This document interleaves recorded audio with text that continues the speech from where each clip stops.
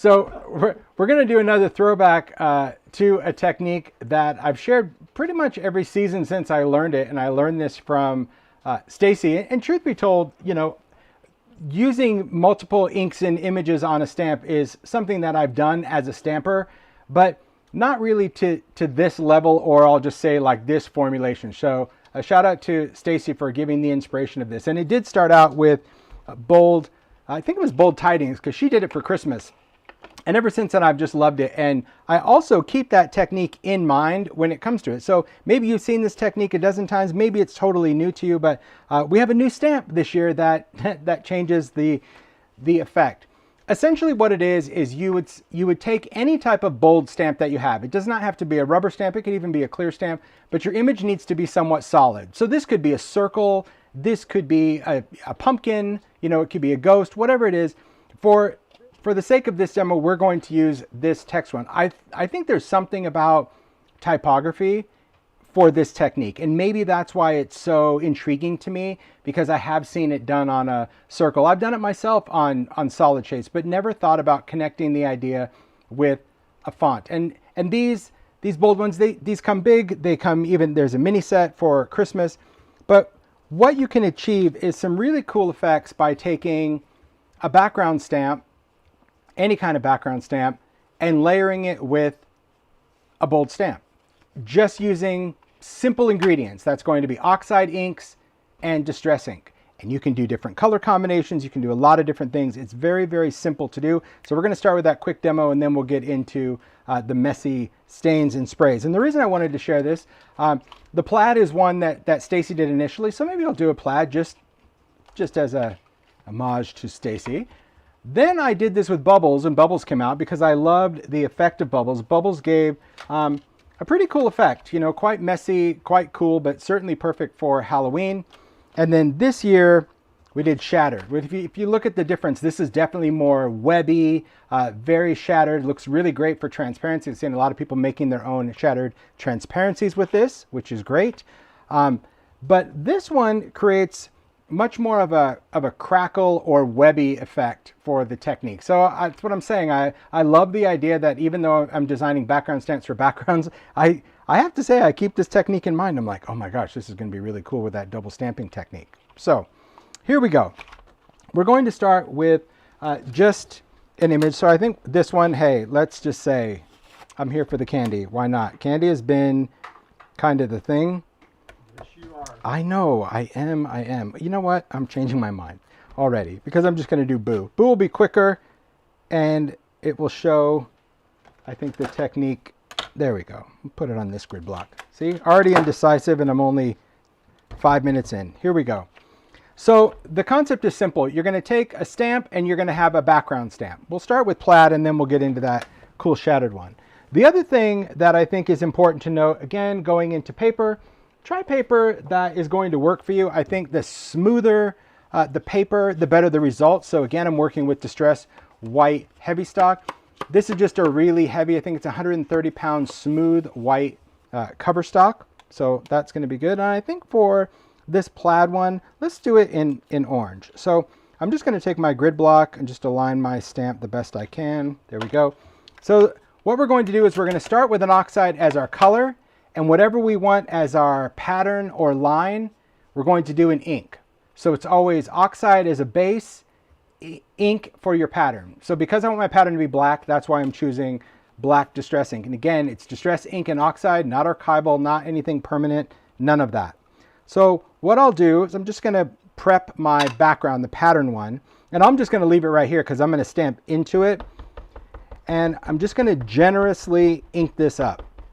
So your pattern layer, you want it to be really inked. So if your ink pad is not wet enough, re-ink it or refresh it, either one. But you can see I'm going over it many, many times, and I'm only going in an area that a little bit bigger than my stamp because I want to have some options when I get there. Okay, then we're ready to go. You're just going to take your stamp, you're going to ink it up with oxide, and same thing, we want to make sure that this is covered in ink. We're not squishing it, but we want to make sure that we have ink down over the entire thing. There we go. And this font is a little worn, so that's what it looks like with oxide. Then we're going to flip it, and then we're going to stamp into it. So I'm going to stamp right into this plaid. Oh, I'll probably go about here. That's going to work. So I'll stamp into this, and what that's going to do is that's going to pick up the black. And there we go. We're going to stamp this, again, stamp with purpose. I'm going to place just a little pressure, no CPR. I prefer doing this with a block and not a stamping tool, and then peel this off. Because this is smooth, heavy stock and not watercolor paper, it transfers really nice. But take a look at that. Such a cool effect to take a plaid. Could you get a double stamping? Well, let's try. I'm not sure how impactful it's going to be, but it's certainly worth a try. Let's give it a whirl. It's probably going to be pretty cool. Oh, that's nice. I don't mind it, actually, a lighter plaid. But it's a very cool effect and very, very simple to do. There's a lot of different ways that you can modify this as well. You can do ink swiping instead of tapping to get more of a striation depending on your background. But how cool is that? Just to take a pattern and add it to a background. And for that, that's where we're going to get into this background, because Shattered is very cool. It's just a great, great background stamp. So I'll clean this off just with water because it's ink and oxide. So just wipe it off. There we go. Stamp clean. We already talked about priming. This one, before I put it back in the binder, same thing. A little bit of water and just clean this off with a cloth. But again, use whatever is going to work for you to get the ink off of your stamp. Then we're going to use this one. Ah, so good. There's a lot of great detail. Now you can decide on this one whether you want to be like, you know, in a high traffic area, or maybe you want to go into like an open field. I'll probably go a little bit in the middle. So I'll start with, come on, there we go. Funny how those lids just fall off when you don't want them to, and when you want them to, it's like they're gripped on. Okay, tap on with ink. So that's ink for our base. We're going to go in with some purple. So let's take another piece of white Heavystock, just because it gives us, again, a smoother transfer. Shaded lilac. I like this purple. It's a nice purple. I also have found that when you do this technique, the lighter the color, the better the contrast. So, you know, if you went in with, say, Villainous Potion or something dark, you're not going to get as much of the dramatic effect. Not that it's wrong, but lighter or brighter colors often just make for a, you know, a better pop, better contrast. Okay, so for this, the other nice thing, remember, you don't have to line anything up. So just kind of go into your landing zone, kind of see where your letters are and go, all right, I think I'm going to go like here. So I'm going to stamp into that area. I'm going to pick that up and place that down. Let's just go here. Give it a stamp. See what we get. Look at that. See? That's just good. That's just good, especially for Halloween. Now that little skippity bit, that's all part of the font. What I really like is just having some, oh, well, you can't see it from this one, but just some worn effects in there. I think that's really important, especially on a bold stamp. But look at that. Just a great thing. So it's one of those things that, don't forget, that you can just kind of mix and match. Now, of course, if you watched part one, you know what we could do to this, right? We could cover this with frosted crystal right now because these inks are embossable, heat it, and glitter it. But I will refrain from glittering in part two, but you could. And then this would be a glittered, textured sparkle thing. So see, it's all about the building blocks of what you know and remembering like, oh yeah, when I stamp with these, I can emboss. If I work quick, I can just put it on. There you go. You get the idea. Pretty cool, right? Fun. So I really like that stamp, especially for Halloween, because I think that when you use common things in uncommon ways, it's pretty great. So yeah, that's what I love. Cool stamp. Okay, so starting with something really simple, and then we're going to get into the inky sprays. Put that back. All right, there we go. Okay, so far so good. We're off to a good start. We're off to a chaotic start, but that's, listen, I love a little chaos. You are doing good. Creative chaos for the win. Okay, let's put these back. I won't need these for a while. All right.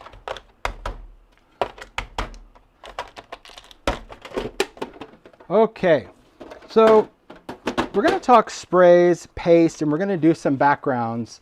See, but like this. Okay, before I get into that. Why do you have so many of these? Because compartmental making. Compartmental making is still doing every little technique-based nuance as itself, meaning sit down and go in and just stamp a bunch of these. So play with colors, play with backgrounds, stamp and cut. Do not care about the card. Stamp a couple things on a piece of paper if you want, because everything could then be trimmed down. We could ink around the edges. You can sew it onto a card. You can dimensionalize it. You can fussy cut. But then when you go to make cards, you already have a bunch of sentiments done. That's the whole idea of compartmental making, is not just doing embellishments, but every aspect of what you would want to do for cards, you do it in and of itself, and you do many, many things when it comes to working. I keep seeing comments for the binders, and I can just tell you, we've talked about that every time. The binders just sadly are not coming back. They were retired, and the stamp storage binders, unless another brand decides to bring them out, which they could, it's one of those things that, you know, we had like maybe what, a 2 or 3 month notice that they were being retired. Yes. And if you were able to stock up, you could. But yeah, unless another brand does it, it's just not, it's not up to us, sadly. So, okay, we're gonna get into some texture paste. I'll do that. Let's talk about black and opaque for this one. There could be a lot of other things working with. I'll take a little squeegee and I'll have some palette knives, just because I don't know what I want to do yet. Yeah, so I'm trying to do this and I keep seeing like storage. Okay. When it comes to working with backgrounds, any medium that you have, it could be ink pads, it could be sprays, it could be a lot of things, are going to be really a fun way to add color, especially for Halloween backgrounds. I'm going to focus on distressed mica stains because it is seasonal, and quite honestly, they're just freaking cool, especially on Halloween stuff. We've done some really great backgrounds with paste, like look at that. So we're just going to play around.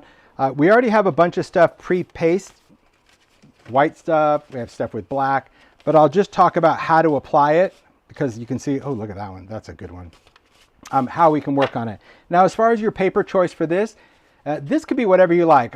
Whenever I work with a wet medium, I like to work with watercolor cardstock versus Heavystock. I also like to work with mixed media because that's also really nice for fluid things. Again, just kind of do whatever's going to work for you. So these are already dry. Drying time with paste, depending on where you live, could be anywhere from 10 minutes to a half an hour. It shouldn't be much longer than that if you're applying it.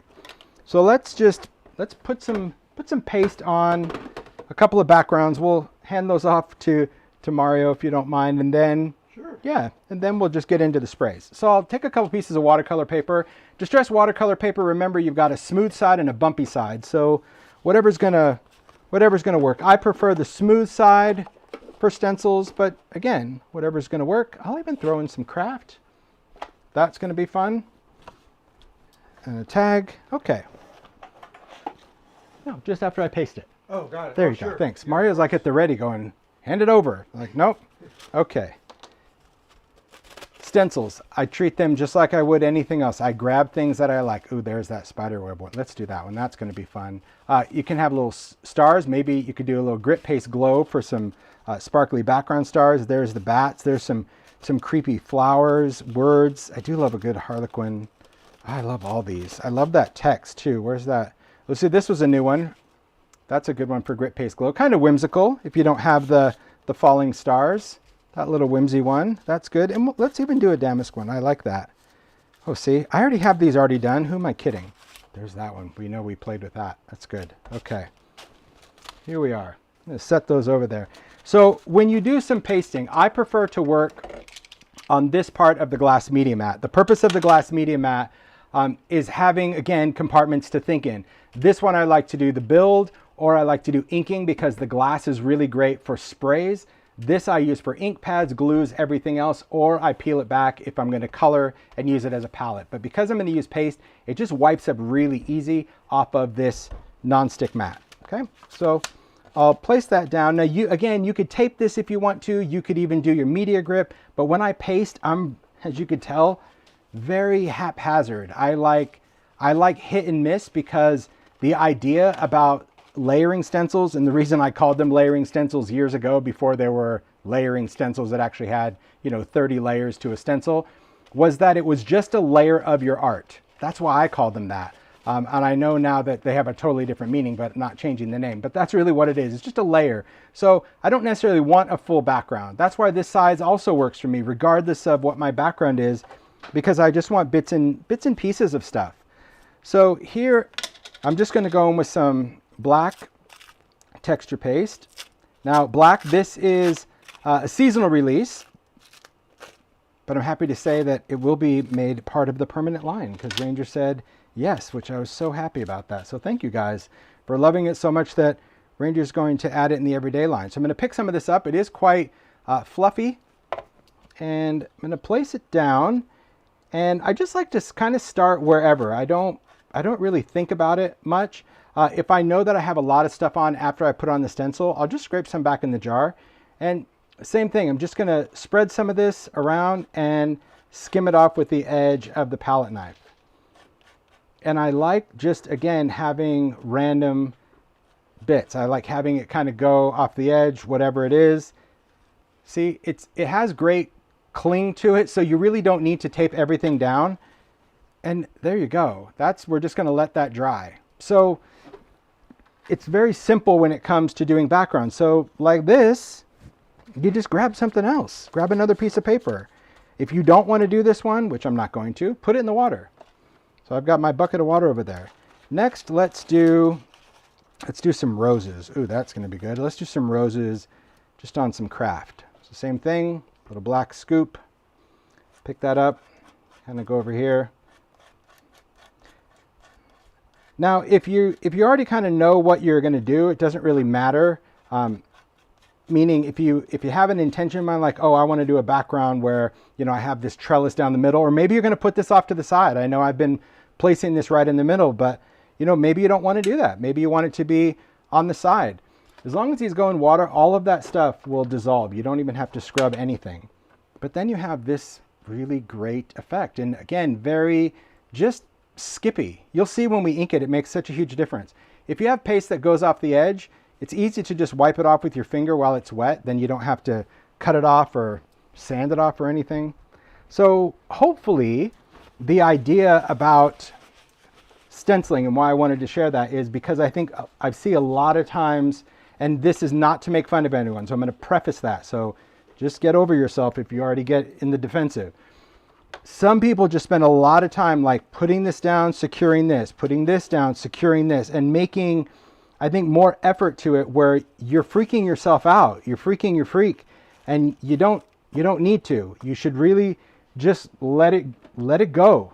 You know, have a creative play, even with a stencil, because I think often if you overthink it, if you're super worried about where something is going to go, that's going to cause a problem because you're going to be so nervous that you probably don't want to do a lot of stenciling. Okay, so for backgrounds, if you're going to do, here we go. If you're going to do a little bit of glow, oh, I still have some left in there. Perfect.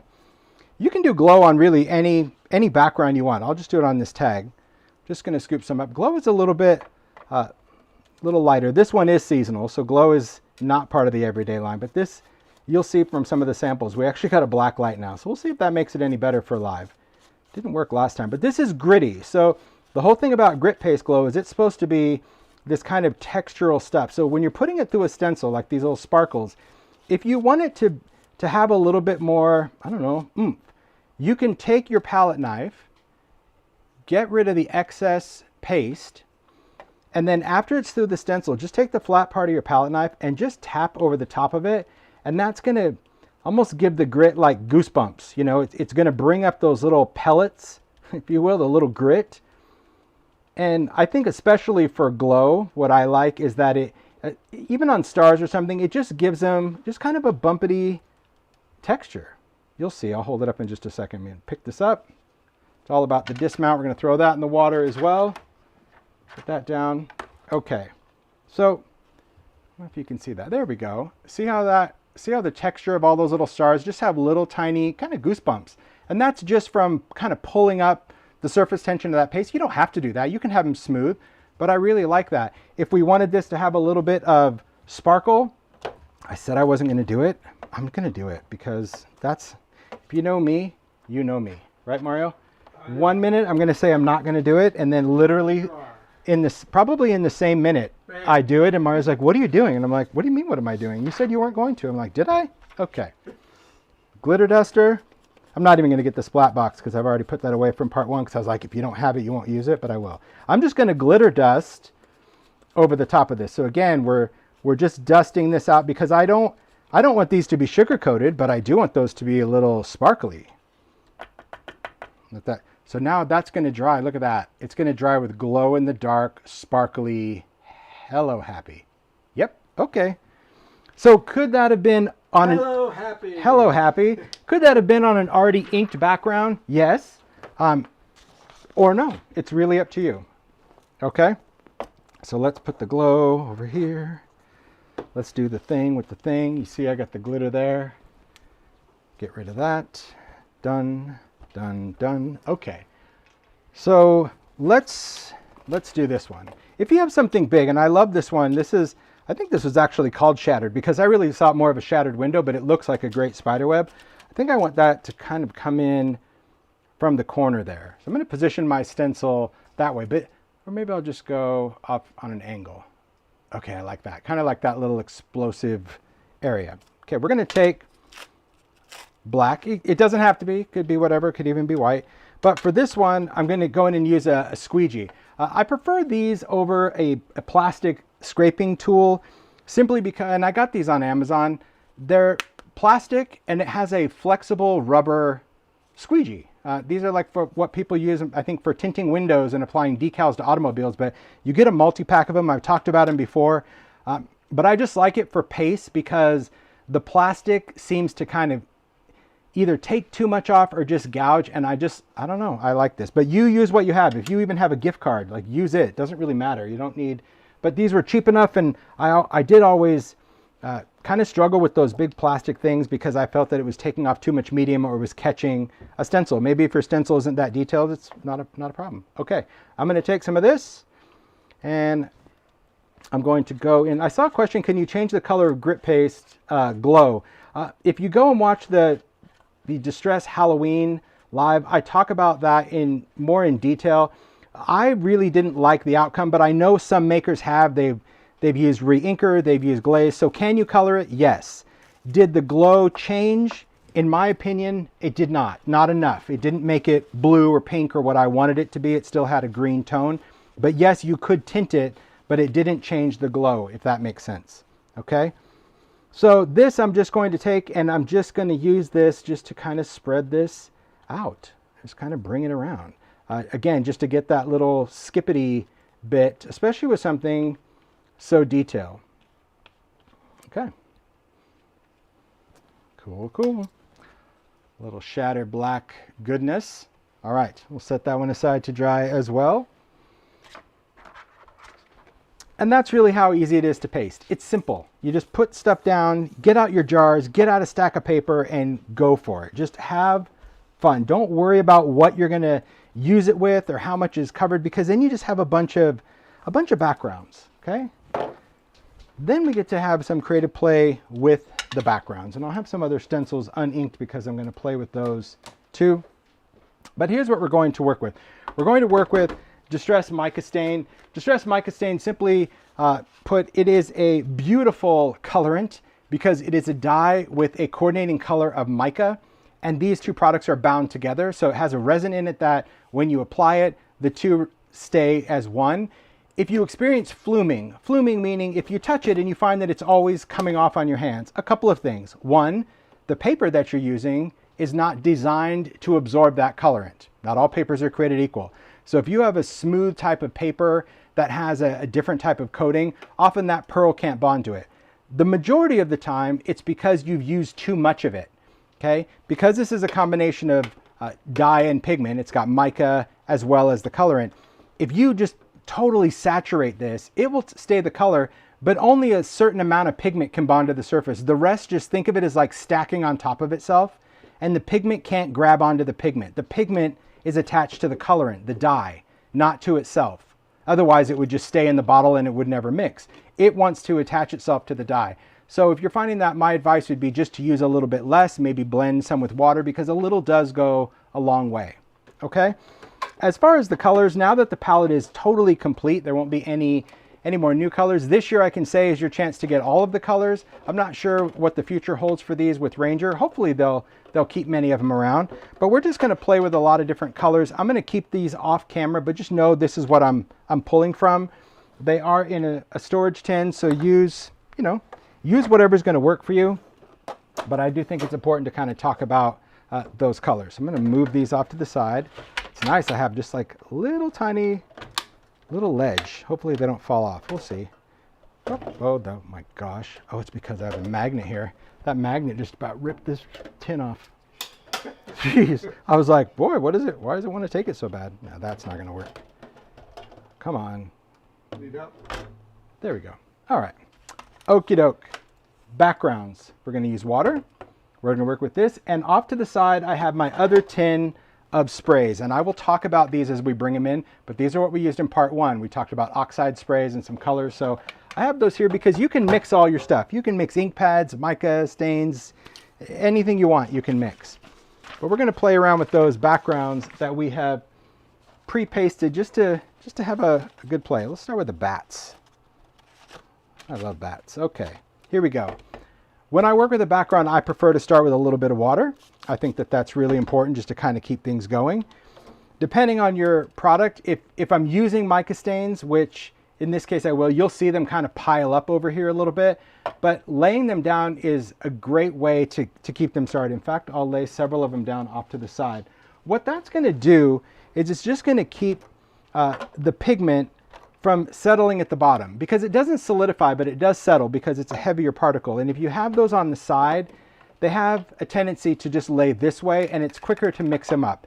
When I go to be my compartmental making type, I have them in the tin, and I'll keep my tins on the side the day I'm doing it. Meaning like, oh, I'm gonna do backgrounds. I'll put these on the side for maybe like 10 minutes and then they're ready to go. And then I can just stand them up and then I can work right from my tin. I can pick it up, shake it and go because I've kind of prepped them, if that makes sense.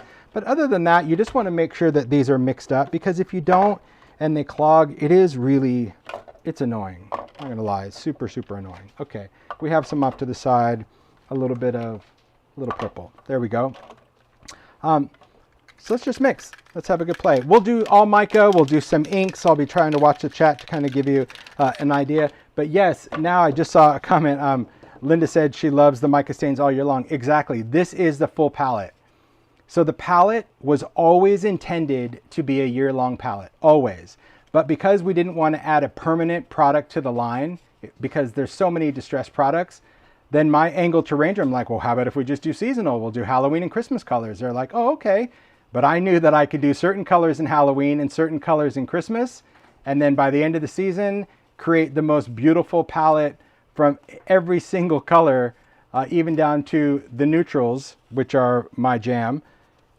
You have a full palette. So even down to things, and these are inspired by distress. They're not full on distress colors, but saltwater taffy mixed with a little bit of worn lipstick. I mean, there's some great, great blends, but you're right. They could be all year. So a little bit of water first, because just like when we talked about in part 1, it's just going to allow the color to start moving right away. I think that's really great.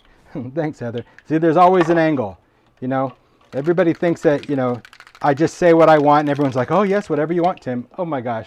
If you guys knew my 20-year history, on the contrary, I would like this. Okay, let me tell you 20 reasons why we don't want to give it to you. And then ultimately it happens because there's a reason for it. So I just kind of work around. I'm like, okay, I get it. Not everybody wants to do everything, but it is what it is. Okay, I'm just spraying right now. Now, because I added a little bit of water, I'm not worried that these sprays are going to end up looking like buckshot, meaning when you go to add water, the color doesn't want to move. That happens if you do dry paper. If you often spray an ink on perfectly dry paper, you can't get that first shot to blend because it absorbed into the paper. So see how just that little bit of water just made these colors absolutely fluid? It doesn't take a lot of water, it just takes some. Okay, let's dry this. Now, throughout this, I'm just going to be using a heat tool. I prefer a heat tool over an embossing gun because the heat tool is designed to stay an inch from the surface. I don't have to keep it moving. In fact, you really don't want to keep it moving. And it won't blow everything around. It's going to make everything stable. The thing about mica stain when you use it is you don't really notice the mica. Right now you notice just the colorant, the beautiful dyes. The mica doesn't happen until it dries. Now you see this little puddle of sludge? If it looks like sludge, it dries like sludge. So you can either tip it and move it back into the purples, like I just did, or you can blot it off. But if you just dry that big puddle of goo and you think something magical is going to appear underneath it, that's going to be disappointing. So like that little bit of purple, I don't want to move it back over, so I'm just going to do an edit. And I often edit with, if I use a paper towel, that's going to pull everything out, so I don't like to use that. I often edit just with my cotton cloth because see, there's still green under there. If I used a paper towel, it would have probably pulled off all the color. So I just use this just to edit, just a cotton towel. It makes it really, really easy. But let's just dry this up. Okay. And we still have all this. So we can choose to either use it or lose it. Doesn't really matter. But let's just dry just so you can get the effect and you can see what's going on. So here's what we have. What I really love about working with mica stain, there you go. Now the light is really doing the dance. You see how for whatever crazy reason, the mica goes over the background, as it should, see, on any of the backgrounds. But then around the paste, it like pulls up. The mica just creates this crazy highlight around that black paste. It's just freaking cool. I love the look of that because it's just fun. So because I've got green over here and purple over here, I can just add a little bit of water and let's just dip into it. So I'm going to just go purple into purple just to pick up some of those. You know, you're not going to get much of an effect, but you'll get some additional color. And I'll even swipe through some of this. And then on the green, same thing. You're not going for much because glass is not really meant for this technique. That's more over here. See how my ink doesn't want to pool up like it should. It just kind of sits. Well, that's because it's on glass. But doesn't mean I can't wet it and use it. But if I planned on dipping, which I will do some dipping techniques, that's why the craft sheet is imperative for that. Okay. So once that's done, we're just going to clean that out of the way. And just so you can see, like that's where I added the extra stuff. So we can dry it with a heat tool or let it air dry. Is there a difference? People say, do I have to use a heat tool? You know, you don't have to at all. You can let things dry. The longer they dry, the more reactive they get, to be honest. You might get some really cool things that you don't actually predict. They're just some cool things. But I often dry because I always like to just go in and do things. So like this, I'm taking the sprayer, which we've been using it as a mister. But if I slowly squeeze the trigger, see those droplets? That's what I'm going for. I want to just create some droplets onto the background because that is still going to give me some interesting effects on the mica stain. Now I can leave it or I can dab it to just lighten some of those dots, which is what I'm doing. I'll show you in a second. And again, just using this because this is not nearly as porous as a paper towel. A paper towel just, man, it's like a magnet. It takes everything down to the core, and I don't like that. I want to have a little undertone. Here we go. That's our background. Look at that. So see what that water did? That water just added some little drippity bits back there, but to me it gave it more interest. You don't have to do that. And embrace the space, you know? You get what you get, you don't throw a fit. I use a tag because it's a tag. It doesn't have to be. If I cut it there, now it's a card front. Nobody knows the difference, or it can be something I'm going to die cut. So look at that. Once you're done, just move on. Move on to something else. Keep going. That's what we're going to do. I'm going to keep playing around. We'll work on black for a while, then we'll switch over to some white. Let's see. What do we have here? It's a spiderweb one. Ooh, there's a rose. That's going to be pretty. Let's do that. Although I didn't do any reds. It's okay. We're still going to do that. We'll do reds, probably mixed in with a little bit of purple and even some pink. Okay. Woo! Hey, ha, ha. Oh, that tin wants to do a jump. Okay. Same rules apply. I'm going to work on this. This time I will throw in a little bit of oxide just for fun. We'll use a little bit of cracked pistachio. It's going to give us kind of an oxidized thing. We ready to go? Let's go. All right. So same rules. A little bit of water. Not much. Just some, because now I know that I can just start adding some color. That's a little fallen acorn. It's just going to give me a rich brown undertone. Yuletide, this is intense stuff. Yuletide is a really great red. So just be mindful of that. It could turn into a crime scene, but it's still beautiful. So just know that. Not much left. Cocktail party, not surprised. All right, that's good. Let's get into a little wicked elixir. See, there's no, you don't hear that mixing ball. It's probably full, and the fact that it's not really a good. Does the heat tool make the paste bubble? Not if it's dry, Deanna. As long as your paste is dry, it will not blister it. But if you did this when your paste was wet, then yes, it would. It would totally blister that. Okay, a little bit of green there. Let's do a little, I love this color. I didn't know I would love it as much as I do love it, but this is mulled cider, and it's really, it's nice. It's a nice warm tone. And we'll do some purple. I don't want that one, I want this, yes. Ominous Twilight. Ominous Twilight's base is very similar to Villainous Potion. So, you know, there again, you want to be mindful of the color. And we're going to jump back to a little bit of Yuletide, because I want some on that top. A little bit of water, just some water to blend. And now we just play, meaning I'm going to let gravity play with the color blend. So if I want to throw a little purple, see that? Just have that move over there. Okay, excellent. Let's try and see what we get.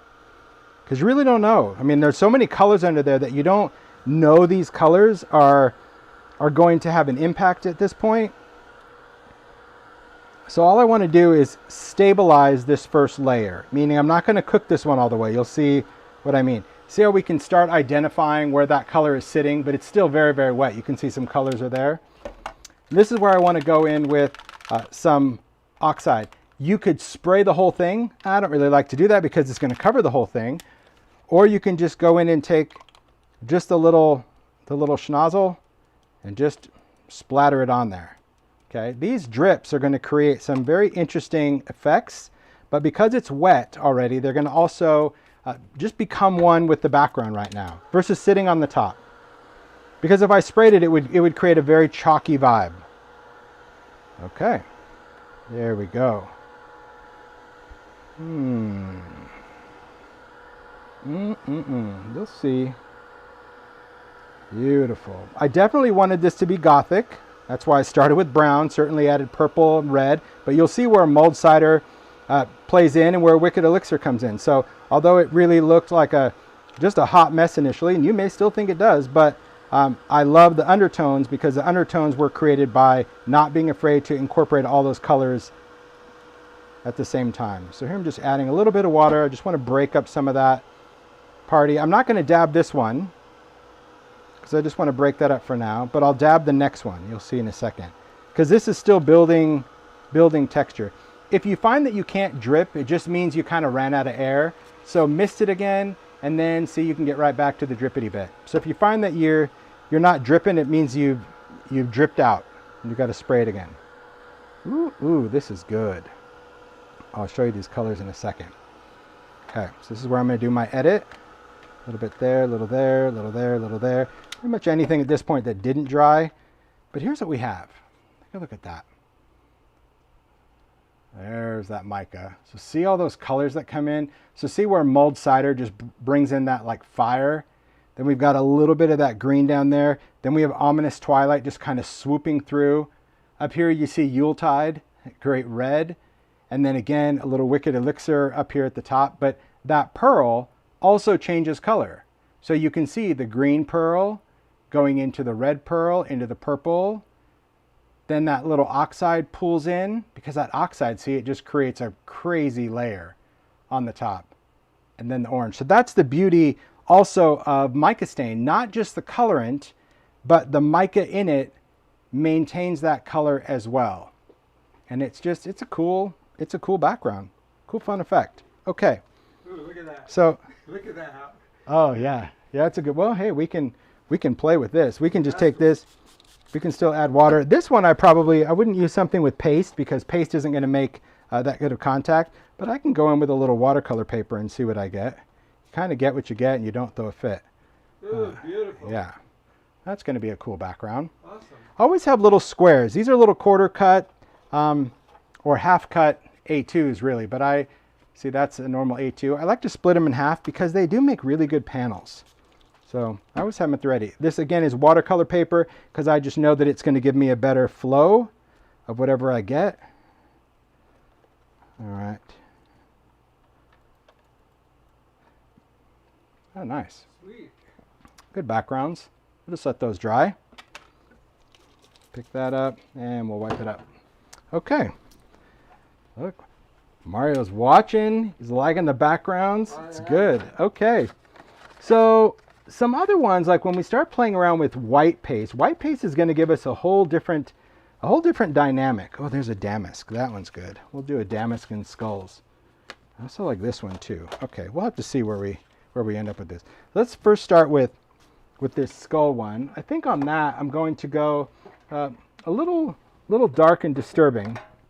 No surprise. Our oxide for this is kind of creamy. Is going to be shaded lilac. So that's going to be quite fun. So for this, again, we're going to start with a little bit of water. One of my favorite new ones. This is Phantom Mist. It's just, I don't know. It's just really good. That's all I can say. Let's see about this. I think I have a little bit. I don't have much decayed. I have bottles of this. I think the end of last year, Ranger ran over some extra colors, and I was able to, like, they sell, individual colors, and some websites do as well. That's another thing I want to mention. Check around. Like, if you want to just Google a certain color, you'd be surprised. I've seen quite a few retailers actually selling these as individual colors as well. So you might want to check it out. And if not, you might even want to ask your retailer if they would consider that. Maybe they didn't even do it because they didn't think anyone wanted it. So you might want to ask them because, ooh, that's going to be a good, oh, I don't want to do that one yet. Okay, let's do this. A little frosted juniper. Still just, oh, see, it's gone. You needed something there? No. I'm just going to drip whatever's left in there. I have plenty of colors to play with. If one is out, I will take something else out of the toy box. All right. But a lot of these are gone. Why? Because I use them. I love them. Okay. That's good.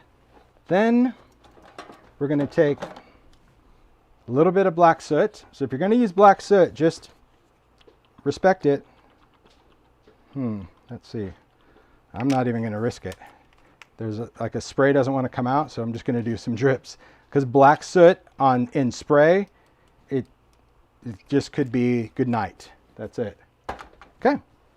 Let's mix this up a little bit. A little bit of water, and we're going to dry first. So just like the rose, I always like to just heat set this first layer a little bit, not a lot. I don't want it dry, but I don't want it too wet because otherwise when the oxide hits it, the oxide just makes everything look chalky. And so I want the oxide to kind of stay on there, but also move a little bit, if that makes sense. Okay. So there we go. So same thing, just do a little drippage. And if you give it a good flickety-doo, look at that. Woo! Nice. And now we're going to let it dry.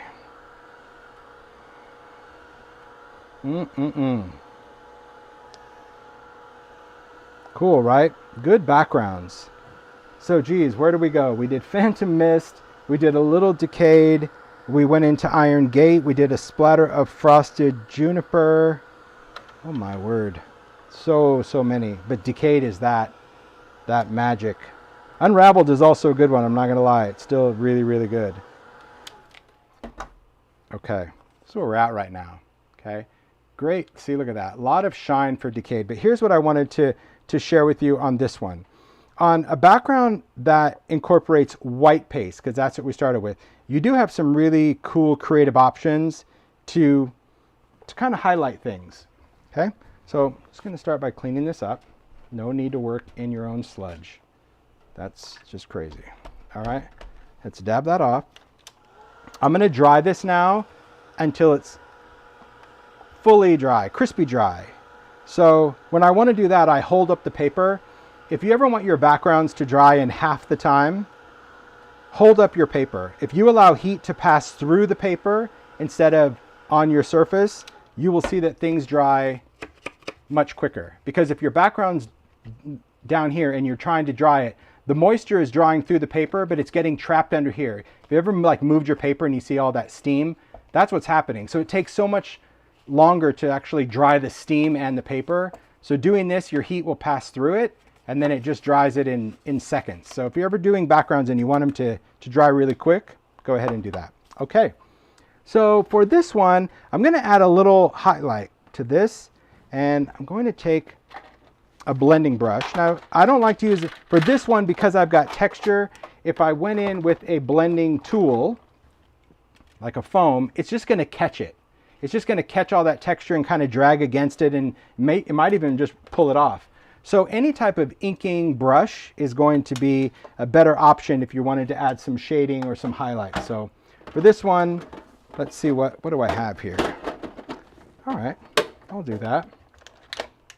There's a little walnut stain. Let's take that.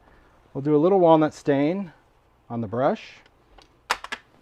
That's Distress ink. And I'll even pick up a little bit of black soot. Now, because I know this is a fully inked brush, going into here would be silly. So I'm just going to squish some down.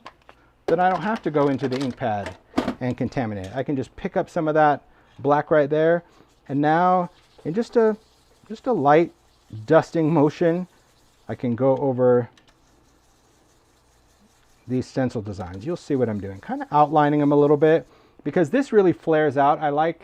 If I wanted them compact, I could do that, and that's going to be like a traditional ink brush. But for this, I just want that little bit of featheriness, so my color isn't concentrated, and I also don't have to like dab off. Okay, so now that we've inked that, this is very smoothie to me. You can even see that it's smoothie. So what we're going to do is we're going to add some drips. There we go. I had to get that. There we go. Ready for some drips. Nice. We'll dry it. And then we'll reveal the skulls, because skulls are very cool, but skulls to me are really cool when they're kind of bony looking. Okay.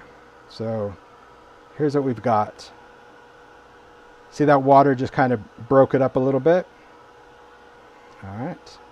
I'm going to make sure this is dry. So then what I'll do is take a paper towel, because I want something porous. I'm going to mist the paper towel with water. So it's kind of damp, but not like baby wipe-ish. And then I'm just going to start going over the paste areas. So all I'm doing is really focusing on where that texture paste is. Now each time I do it, I'm going to need to go to a clean part, because the cool thing about texture paste is that it will not only take color, but it will give it back. So see, I'm lifting the color, but you need it to be wet. So could you just spray this over the top? Yeah, I can miss this, but I'll show you that if you do this and you also touch your inked background, it's going to lift that there. But you know, completely up to you how you want to handle this.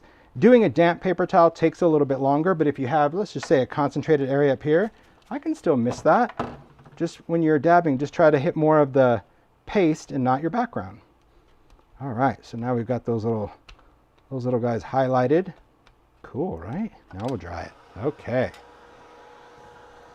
And we'll dry it just to see the reveal. But you can see, and you'll definitely tell when I hold it to the camera, that we were able to just bring out those skulls. So see, now the skulls are white, where everything was the same color initially. See, like up here, because it takes on the exact same color. But I love that I can lift it back, but I also get all of that cool shine from the mica stain, that little blend, these kind of cool purpley drips. Maybe you don't like that. Then don't use oxide spray. That's all. That easy way to edit that. But I love that when you see a background, it has so many different levels, right? You can see the design, you can see the shine. That's just fun. Very, very fun. Cool and easy to do. Easy to do. Okay, let's do another one. And this time, let's say we don't have a lot of other sprays. Maybe we want to incorporate stuff. Also, what was that? This paste. Oh, the paste. Thanks, Mario. You're welcome. I don't even know what that was. Thank you. Sure. That was one charging in the light. Okay, we're going to take, let me clean off this black soot.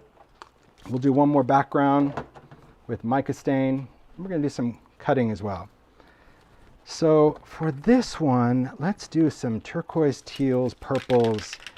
Really good. And then we'll look at all the backgrounds, because I know I'm just flying through them and you're like, wait, you didn't even, oh yeah, we'll really get there. Okay. So I'm going to start again. Come on, get that. A couple of sprays. This is Shiny Bauble. This is really, pretty bright. It's not too bad. This is going to make it really dark. That's going to be Juniper Berry. But in the meantime, I'm going to add some purples to it. And a little ominous. Not too much. That one means business. Then we'll do, what is this over here? Okay. You're there. I'll use Phantom Mist. That's good. Juniper Berry, that's just really a good color. It's kind of like its base is a little Uncharted Mariner meets Prize Ribbon, I guess, if you will. And then, let's see. Looking for Crooked Broomstick. There we go. You can tell I really like that one too. There's not much of it, but it's kind of a, this one's kind of like a mucky brown, almost like brushed corduroy. Kind of cool. All right.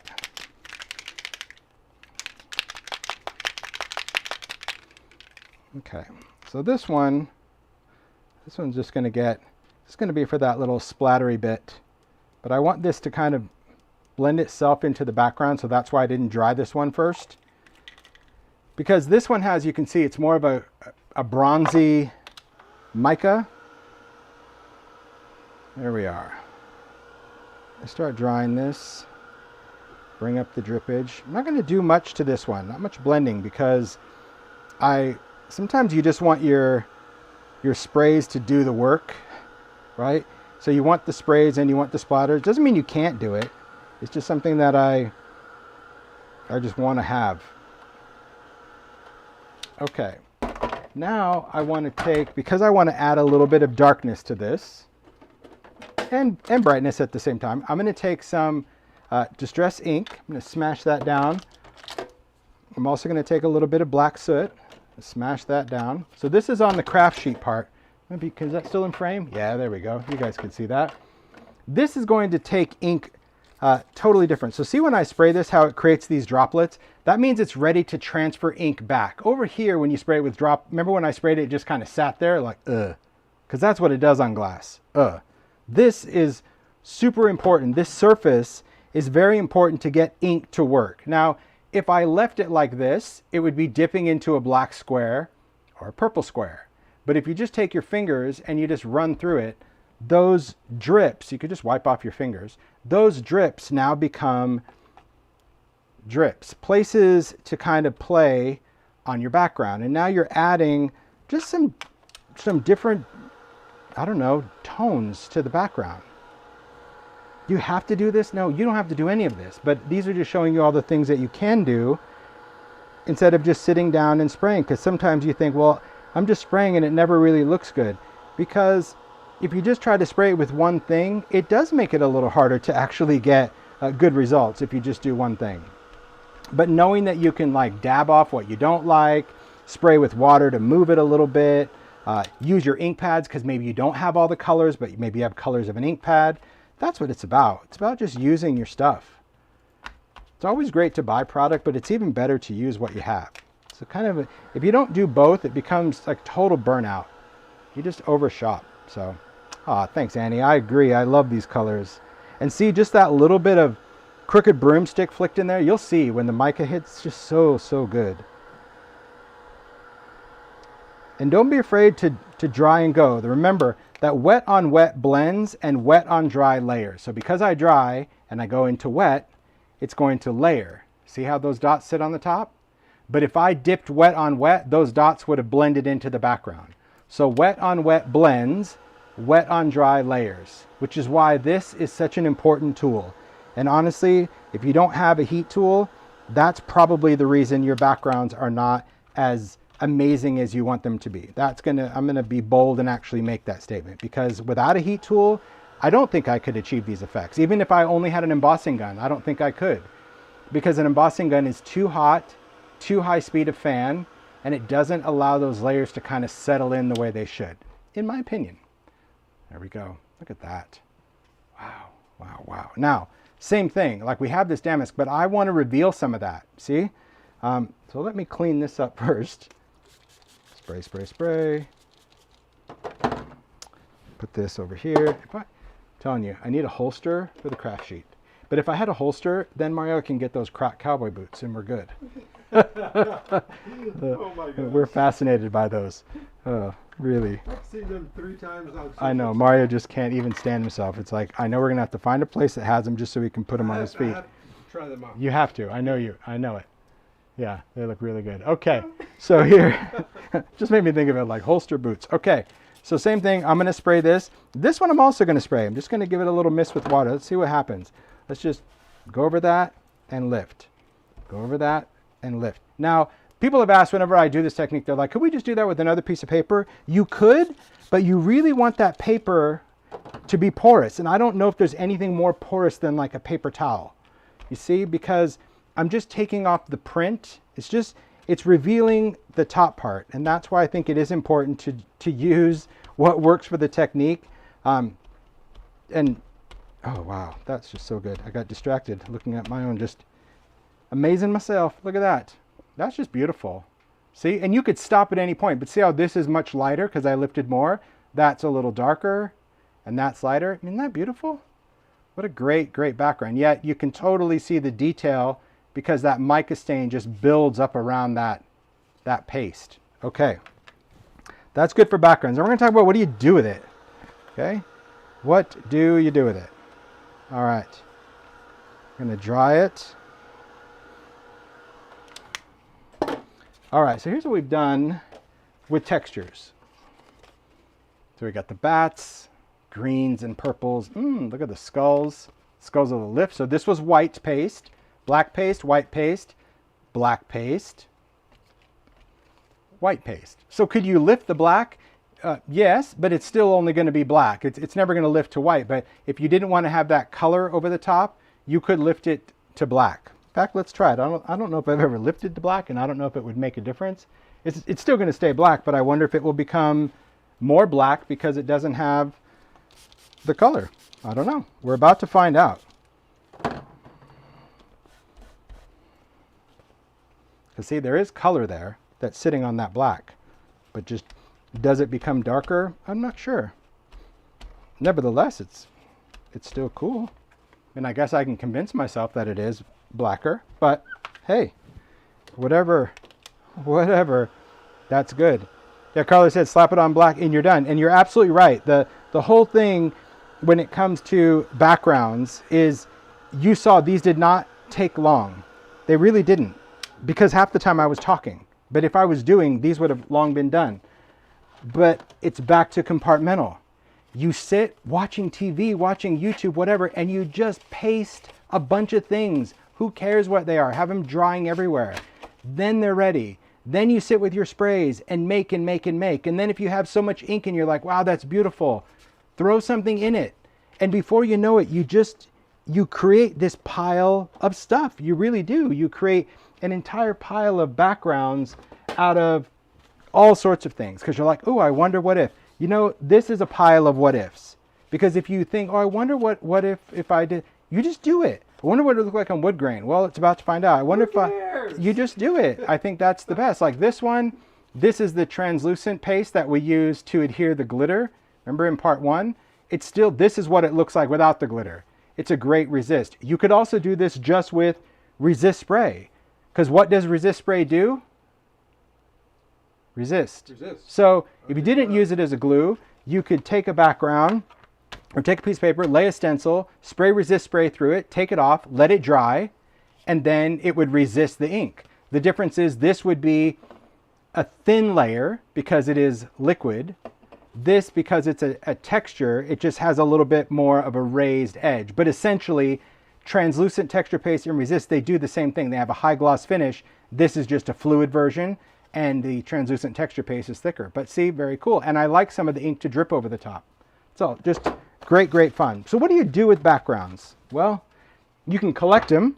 That's one thing. I wouldn't mind collecting stuff. But you can also do some really great effects with them. So let me take a piece of Kraft, because that's one thing I haven't done with mica stains, and then we'll get into some die cutting. When you have Kraft paper with mica, it's a whole different animal, but in a great way, okay? For this one, I am going to play around with the inks, but I want to play around on my mat because I want to create a different type of layer. So that's what I'm going to do for this Kraft one. Could you spray directly on Kraft? Absolutely. You totally could. But for this, I'm going to treat this as a palette. Can you see that? Oh, that's good. I'm going to actually move this more on screen because I want to use more of it. If you're doing a lot of these, and if I was doing a lot of them, I would bring out this mat. So this is a whole large version of this. This is a media surface mat with those corners. You may have seen it. So if you're going to do a lot of inking, I would recommend a bigger sheet to work on. But this is, oh, I can just get it in half. There we go. Perfect. Okay. So I'm just going to take some mica stain and just create a palette is essentially what I'm going to do. If I can, without making too much of a mess. There's a little mulled cider, not much left. There we go. Not much jack-o'-lantern left. That's okay. You can drip it on. See, how great is it when you have a product that runs out? Like, to me, that is creative satisfaction. Because you know why? I used it. I enjoyed it. Some people are like, no, I never want to run out. Well, why? That just means you can either get more if it's available or just know the fact that you really loved using it. This one of my new favorites, Specimen. This is a dark green. It's like forest moss meets, I don't know, almost like it meets black. It's really dark, but really great. Okay, there's a little holly branch. Geez, this is the end. I like it. We use a little tart cranberry. Okay, so far so good. And just gonna throw in some blue just for the sake of throwing in blue. I think that's important. Whenever I like to do some cool backgrounds, oh my gosh, even this one's gone. Even if it's just, oh, it's that same one I picked up. You could tell I love frosted juniper. Just a little bit is going to make a huge difference. And then, I don't want that one. A little ominous. Okay, ominous over here by that green. That's going to be good. All right, can you see my palette? There you go. Not much, a lot of a little. Because for this one, I am going to add water. Normally, you don't add water to sprays, but can you see how it brought that kind of to life? Neat. Now, this one I'm also not going to mix up. I'm going to strategically, not really, just kind of tap my paper in that ink for the first layer. So I didn't just push down the whole thing. I kind of tapped it around. So you get what you get and you don't throw a fit. If you don't cover the whole thing, that's okay. You can get more. Don said I need to order more mica. Are you kidding? I stocked up. I did not. When Ranger said they're bringing back all the colors, I loaded up. I think I have 3 sets of each one or 4 because, like I said, I don't know what the future is and I'm not going to take my chances of running out of a color. Who knows? Maybe open stock will be next time. Wouldn't that be nice? But this one is, again, just, you know what's there because you kind of did your own palette. So just be mindful of that. If you put it in and twisted, it would have just mixed it all to mud. And this is only one layer. So that when I say embrace the space, I mean embrace the space. Like, I'm going to cover this. So the fact that it didn't get it on the first round, I'm not going to keep going because we know that wet on wet blends. And if I kept dipping wet on wet, it would make mud. So for this one, I know that I've got a nice spot right in the middle that I want to pick up some color. So let's just do that first. Look at that. Beautiful fall. That Specimen, this is what I'm saying. Specimen is this, it is a very dark green, but man, it's just beautiful. So I'm just using my sprays, but in a different way, because you don't always have to spray a spray. And I know that seems weird, but mica stain doesn't come in an ink pad. It can't live in an ink pad because it wants to separate, you know, so we wouldn't want that in an ink pad, but it'd be great if it could. But right now, I think it's important to remember that if you're not comfortable with spraying for whatever reason, you can still use them and you can still enjoy how they function. And that's the purpose of a demo, is to I think try to eliminate those misconceptions of what people think a product does, because maybe that's all you've ever seen it do, and that's okay. And you might prefer one over the other. But don't ever be judging McJudge and judging a background before it's done, okay? Because you never know what a background's going to end up. A background is a background because it's in the background. So you can't judge a background for being a finished masterpiece unless your whole entire art career is just backgrounds. Look at that. See, this is like fire, but you'll see the mica when I talk about Specimen in just a second. Okay, so this I'm going to clean up.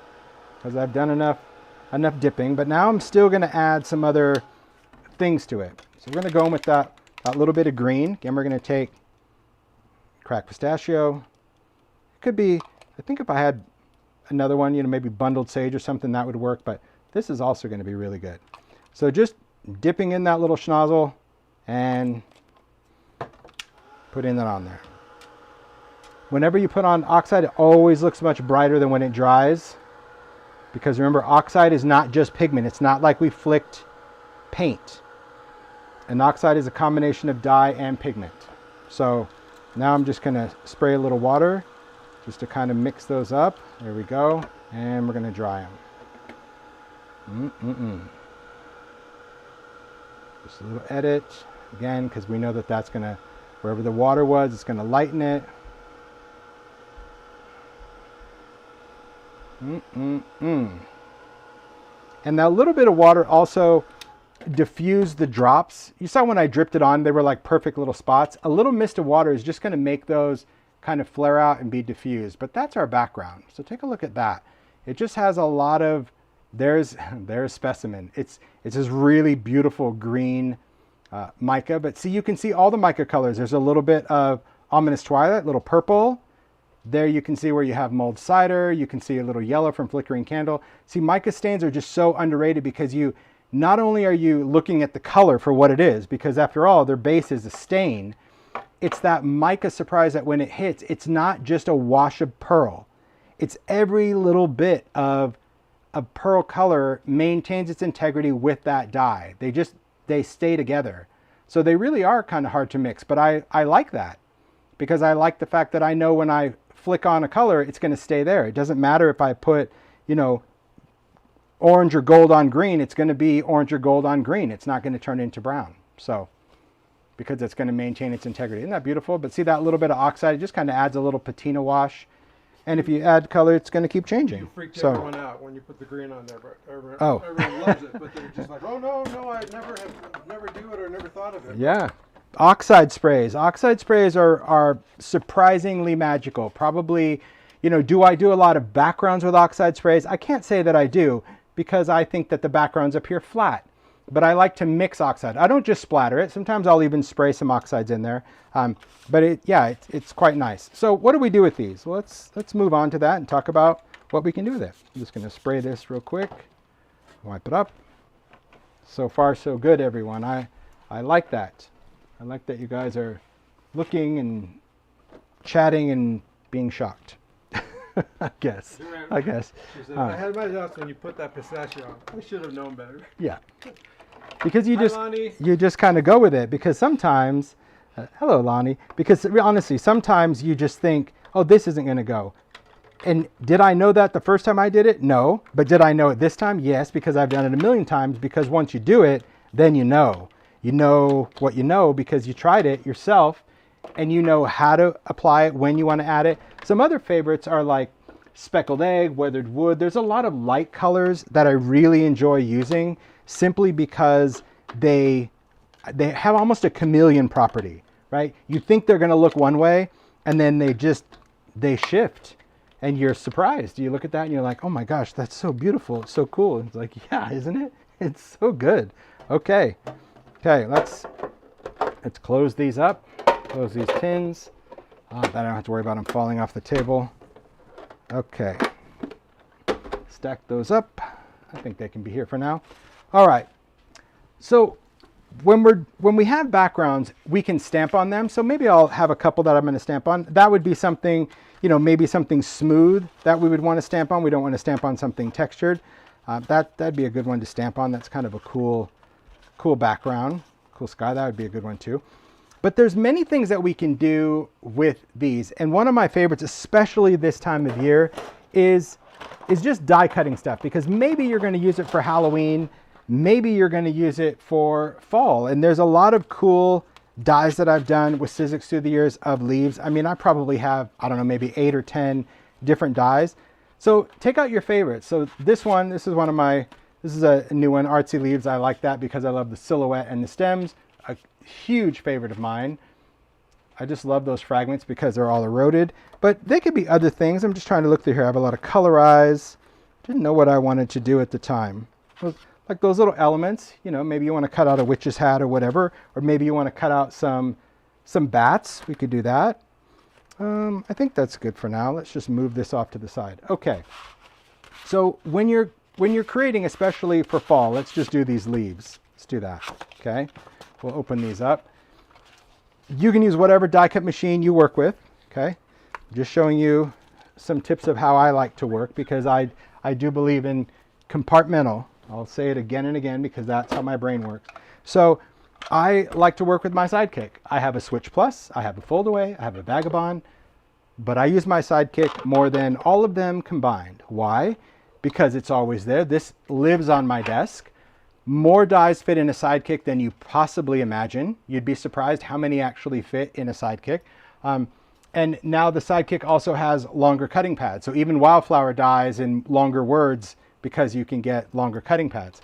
So that's really what I like to do is I'll just decide, oh, okay, I want to create, Mario, in the top drawer in that glass sink, can you grab the shears? Because I have my scissors and I don't want to cut them. Thanks. Or, you know what, how about just at the bottom drawer here, just grab that little tonic trimmer underneath, a little tiny one. Thanks. That's even quicker. Then I don't even have to use the scissors. Thanks. So I'll just take something small. So this is just like a little, it's like a little mini guillotine. Here it's like a little ratchet.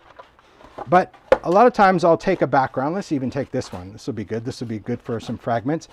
Now your cutting pads pretty much are half of an A2. So that's why I quarter cut cardstock. I talked about that all the time. Then if you cut them in half, they pretty much fit the sidekick. Okay. So that's going to be our 2 3/4. Just cut that. So I'll cut several of these just so I have these. I do like this little choppity chop. Ooh, I'll even do some wood grain. Doesn't even have to be something we did. I don't know why mine has a ratchet, but I like it. It makes me laugh. Because I'm 5. A little wind-up toy? Yeah, I always think it's like a little toy. I just think it's going to be like, tick, tick, tick, tick. I don't know if everyone's does it, but it makes me laugh that mine does. I love it. Okay, and then I'm just going to lock it. Okay, so I'll set that there for now because I might need to come back to it. And let's just do some leaves. So these are really fun because there's a lot of great shapes that you can create. This one's a little long for what I want to do. I'm just going to do some of these bigger ones. That's a good one right there. And you can often fill this up. So take your cutting pads and I'll place this down. You could already have adhesive on here. You can do really whatever works for you. But Zoe said hers does it too. Oh, it just cracks me up. Maybe it's supposed to, but it sure is funny. Maybe it keeps the little hand up. I don't know, but I find it hilarious. Okay, I'm going to just take that. I make a little sandwich. Don't worry that there's a little paper over there. It's still going to fit. Okay, and then you're just going to die cut. Now, the thing that you can do is just cut out a bunch of, I mean, look at these cool little wood grain leaves. So good. But Joanne's doesn't. Oh, see? It's weird. Well, then maybe it's not supposed to, but I'm happy mine does. You could take little stems. Any of this, I would probably do pre-adhesive paper because anytime I have little pieces, I always have adhesive on the back of this. But one thing to keep in mind for something like this, maybe you have a background that you absolutely love. Okay, like to me, this is very cool. I love this wood grain background. Whenever I have a background that I really like, I'll always try to find some design that I also really like. In this case, it's going to be this big leaf fragment. And I'm going to place that down right in the middle of that wood grain. Position this, smash it down. I like to have the cutting pad hold the card. So again, no tape, no nothing, no overthinking, because that just puts you in this panic mode that something's going to go wrong. Now I have a very cool frame. So I'd use this on a card because I knew I really liked the background. So this is going to be something that, I don't know, maybe you want to layer it over something, maybe you want to layer it over fabric, maybe you want to sew it with a sewing machine. But sometimes if I have a great background, and I don't want to sacrifice all of it, because I get it. Some backgrounds are just beautiful. This was good, but it was okay. Could I put all 3 leaves the same way? Yes, you could. So you could either plan to use both the positive and the negative, or you can just throw caution to the wind. But that's kind of a 2-for-1, that if you think about a background, because I know many of us are like, but I don't want to cut that out. It's so beautiful. I get that. But so is this die. Look at that leaf. See, it's all those eroded holes that are so good. And we could ink that up. And then this, just, you're going to poke all that stuff out. I'm just not going to during live. But let's do some other leaves. We'll do another fragment out of some other color. I'm going to do this for bats. This is going to be really good for leaves. I think I can get a big one out of this. Ooh, I can. So this one I don't care because I just want a big, I want that piece. So I'm going to put that, let's see, that'll still work at an angle. I like that. It's still going to give me a nice card front, right? Just a panel on there. Slide it. So when I position dies, could you tape this? Yes, you could tape it, you could do whatever. But what I often do is I'll hold it because that's where I want it. I'll put the cutting pad on the top that's going to also hold it. And then you just slide it across. And that eliminates tape because I will tell you that tape and mica stain, sometimes they get along and sometimes it doesn't even matter if it's the lowest tack tape. It just rips off the mica and that's just not fun. Look at that. That's just a good frame. But this leaf, that's going to be magic. Pay no attention to how I get paper out of dies, but that's how I do it. Because most of the time it takes out all the little things. See the difference? This threw it out, including that. This one, because I poked it out with a pokey tool, is that. Now, if I throw this, those come out too. But I know that that's not... You can totally hear when it's empty compared to when it's not. See? Empty. This is not how Sizzix recommends it, but these are steel, and that's how I recommend it. So, it is the best way. But it's easy, because then I can just go with my fingers or a pokey tool and just get out the excess. Anyway, see, sometimes I'm doing stuff and I don't even realize, like, hey, you're live. You're not supposed to do it that way. You're not supposed to throw your die on the table, but that's what I do. It works. Just throw it. You do you. That's what I do. Okay, look at this leaf. I got to show you in a sec. It's going to get even better. Okay, so I poked all the little bits. Look at that. Very good. Okay, so what we can do, so I would just sit here and just cut a bunch of leaves and throw them in a bowl. It didn't matter if they were artsy or fragments. It doesn't matter. I wouldn't do them all out of one die because unless that's all you had or unless that's really what you wanted, okay? For me, I like to just mix and match because maybe my make is going to be a little different. So then I will take a ink blending tool, trusty walnut stain, ink pad, and just go all the way around that little edge just to create just a little bit of grunge because I think that's going to give it just to see how it kind of looks charred or burnt. Very, very cool. A great look or a great effect. Another thing you can do though, especially if you wanted to add color to leaves, and this was cool. Susie Hines did this with actual dried leaves, which I thought was amazing. But you can take, if I can find them, I know I have them. They're just in one of the buckets I have not opened yet. There they are. You can take these, which are seasonal distress crayons. Now, these I always keep in their own compartments because they don't have anything different on them that say that they are specifically mica crayons, other than you would have to know the seasonal palette of names. But these are a mica-based crayon versus the regular crayons, which are just water-reactive pigment. But these are really beautiful because you can take the colors and create such a luminous effect. Let's see, that's a little jack-o'-lantern, but I'm looking for mulled cider. Oh, there's specimen. See, I'll just end up taking them out. This was me. This was me at age, I don't know, 5, 7. You get the stadium seating crayon box that everybody wanted. And I was the kid that took the box and just dumped it out because I just can't be bothered with stadium seating. Okay, just going to take that and I'm just going to smudge that on. What's nice about this is it's just going to give you like a bit of a top coat. Just gives that nice, it has a little bit of a sheen, just a bit of a mica sheen, but these are water reactive. So these are beautiful to watercolor with as well. So let's just take this one, add a little bit of green because it's going to sit over the color. These are pure pigment. So the pigment will always dominate the dye or whatever's on top of it.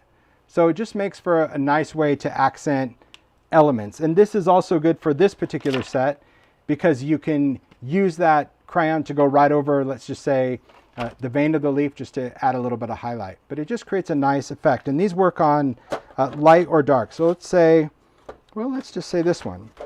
Let's say this, we wanted to actually create a different highlight effect. And we could be matchy-matchy. So we could take this and you could color directly over the top of it and smudge it in. just to add some of that color. It just gives that deeper tone to it, because paste really wants to grip on to the crayon, but it's still smudgeable. So see how we added that bright purple over this dark purple, mica to mica. So that's a cool thing to do. I'm gonna add a little bit of blue too, just because. Oh, merriment. Let's see, that's gonna add some teal. Now when you smudge, just make sure you're smudging with a clean finger or you'll smudge the dirty color. But see, I'm adding some merriment into that. See what I mean? Where you can seamlessly add color over your mica stain background with a crayon, because it is also mica. It's cool. I love that effect. Nice. So these are great for just a lot of different, I would say more of like a highlight kind of thing. That's really what I love about that. Yes, mint. Exactly. Okay. So far, so good. Let me clean up some of this stuff. I'm going to die cut just a couple of other things because I have some bats over here that I want to die cut. It's from Moonlight. I do love that the bats come on like many on a die. So let's do them out of this purpley. Ooh, what else was there? I thought we had some other darker backgrounds. We'll use this. Okay, these I'll do here. See, I'm going to position those, and these I'll do here because I want more of the purpley bits. Oh, that'll work. Okay, and as long as they're not overlapping, you should be good to go. Okay, place that. So this time I'm going to go in from the side, and by pushing down on the plate, my dies don't shift. Okay, here we go. Do.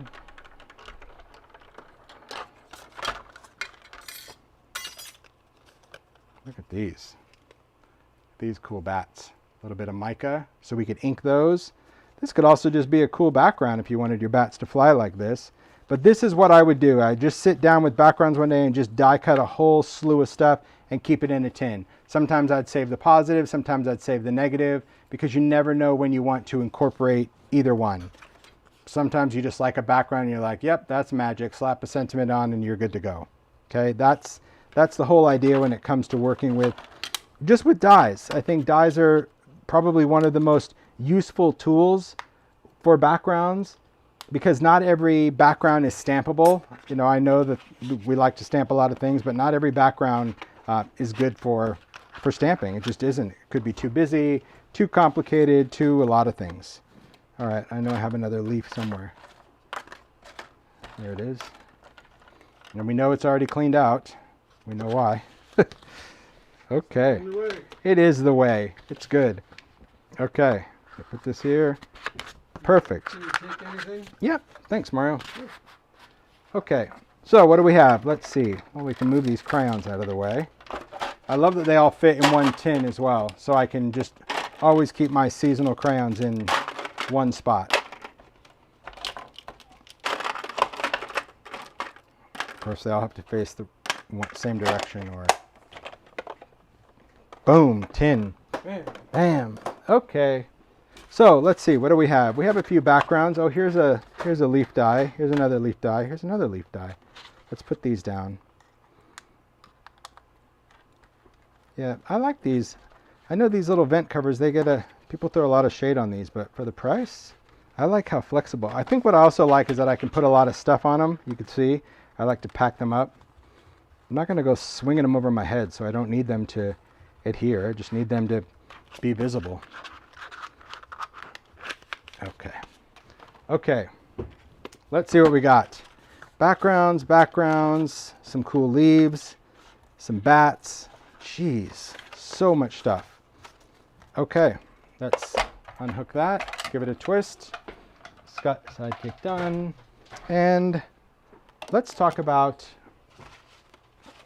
doing some quick stamping. I don't know if I have anything light enough to stamp. Not really. Oh, these might be. These could work. Okay, let's move these off to the side. We'll stamp on those. This, I want to try something, just because I'm curious. You guys don't mind. I'm just going to take this. This is just a cool background. I don't know how long ago I did it. It certainly wasn't today, but I'm just going to try to do just a ghosting effect. I don't know how well Kraft is going to ghost, but we'll see.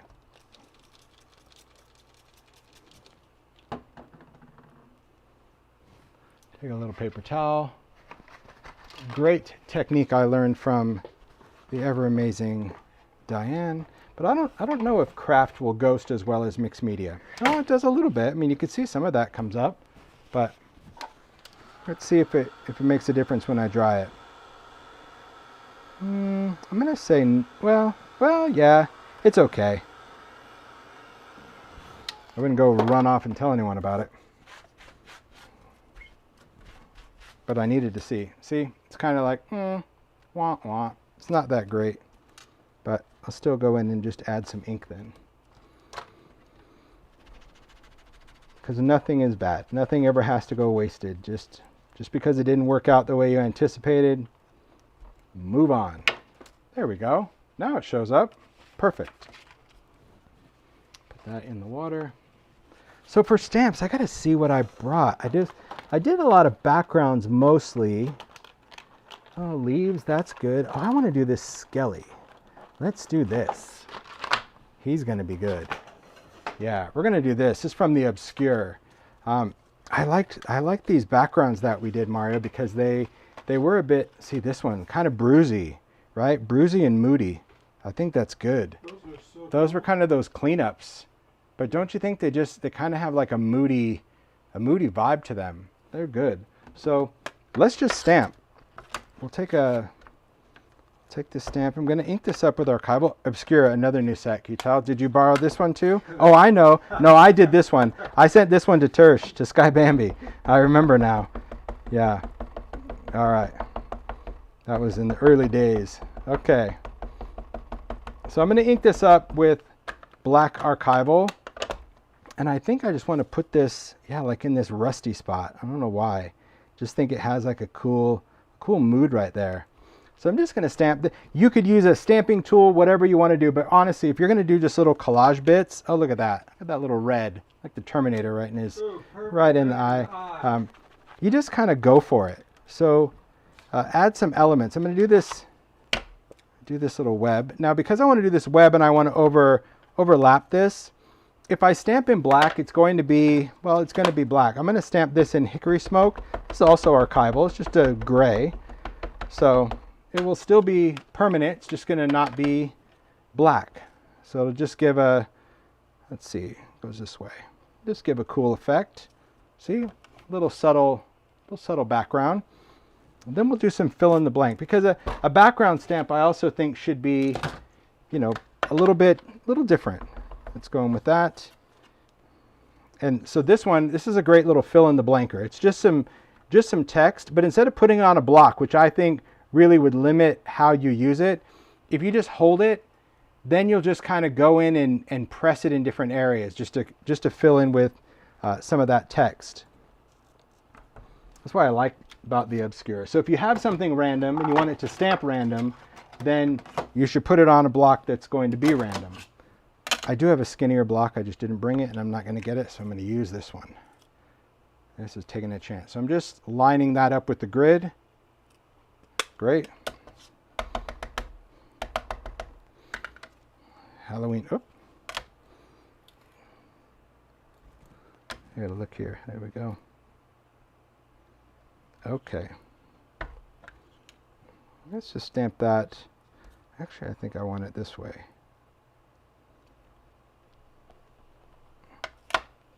Cool. Just fun. A great way to incorporate stamps. This could be something that you can continue to add elements to. And even though we did all of those different backgrounds, remember, it's still your background. So if you look and go, oh, you know what? I like that. But this little background has, you know, this open spot like here, and that's really driving me crazy. But hey, I remember how cool that was when we shook the stuff on, but I didn't do it when I was doing the background. Who cares? Do it now. Who cares? So just taking this, there we are. Just drip it on. If you want stuff off, edit. If you want it on, dry it. So I'm just going to do some editing there because I stamp with Archival. And people ask a lot, like, you know, why does it matter if you stamp with a permanent ink or distress? I mean, technically you could stamp with distress, but I always stamp with a waterproof ink because of this, because I never know after I get my images down if I'm going to say, oh, I really want to do water, or I want to add some more mica stain. And if you did that with an ink that's going to run, well, you'd be toast. But this is just, again, a cool background. See those little splatters? Just something that can go into a journal. If you had, you know, a stamping tool, I do like when I work on dark backgrounds that a stamping tool is nice, because I would have double stamped him 2 or 3 times to make him really, really stand out. Because no matter how dark the ink is, when you work on a background, you can double it up, but he's still just really a cool background, right? Fun, fun, fun. Great way to display. All right, moving on. I wanted to talk real quick about backgrounds that contain a moon mask. These moon masks came out, oh gosh, a year ago, 2 years ago now. And they're just fun. We've used them through the years. There's a lot of different ways that we can incorporate it. But on something like this, you could take a moon mask, and it really just depends on how you want to create with it. But we can start with a solid here. There's a lot of makers that have great tutorials on moon masks as well. And I've even done some, but I know Stacy has a cool technique with black sprays that I think I replicated in one of the videos. I just don't know which one. But yeah, a lot of fun ways that you can add some, where is that blending tool? Here we go. That you can add some elements. But essentially a moon mask, they come in a set, and you get a solid, and then you get the detail. So the solid you could do on a light background, or in this case, I'm already going to do, you know, this background. I think I'll put the moon over here. Let's just do that. And you could stick this down with tape if you want. For this one, I'm just going to go like that, just to create that smudginess with black. Don't freak out. Then we're just going to spray it. Make sure my sprayer's going. Let it do its thing. See? Softens. Gives it an ominous, freakish little glow. Now we'll dry this.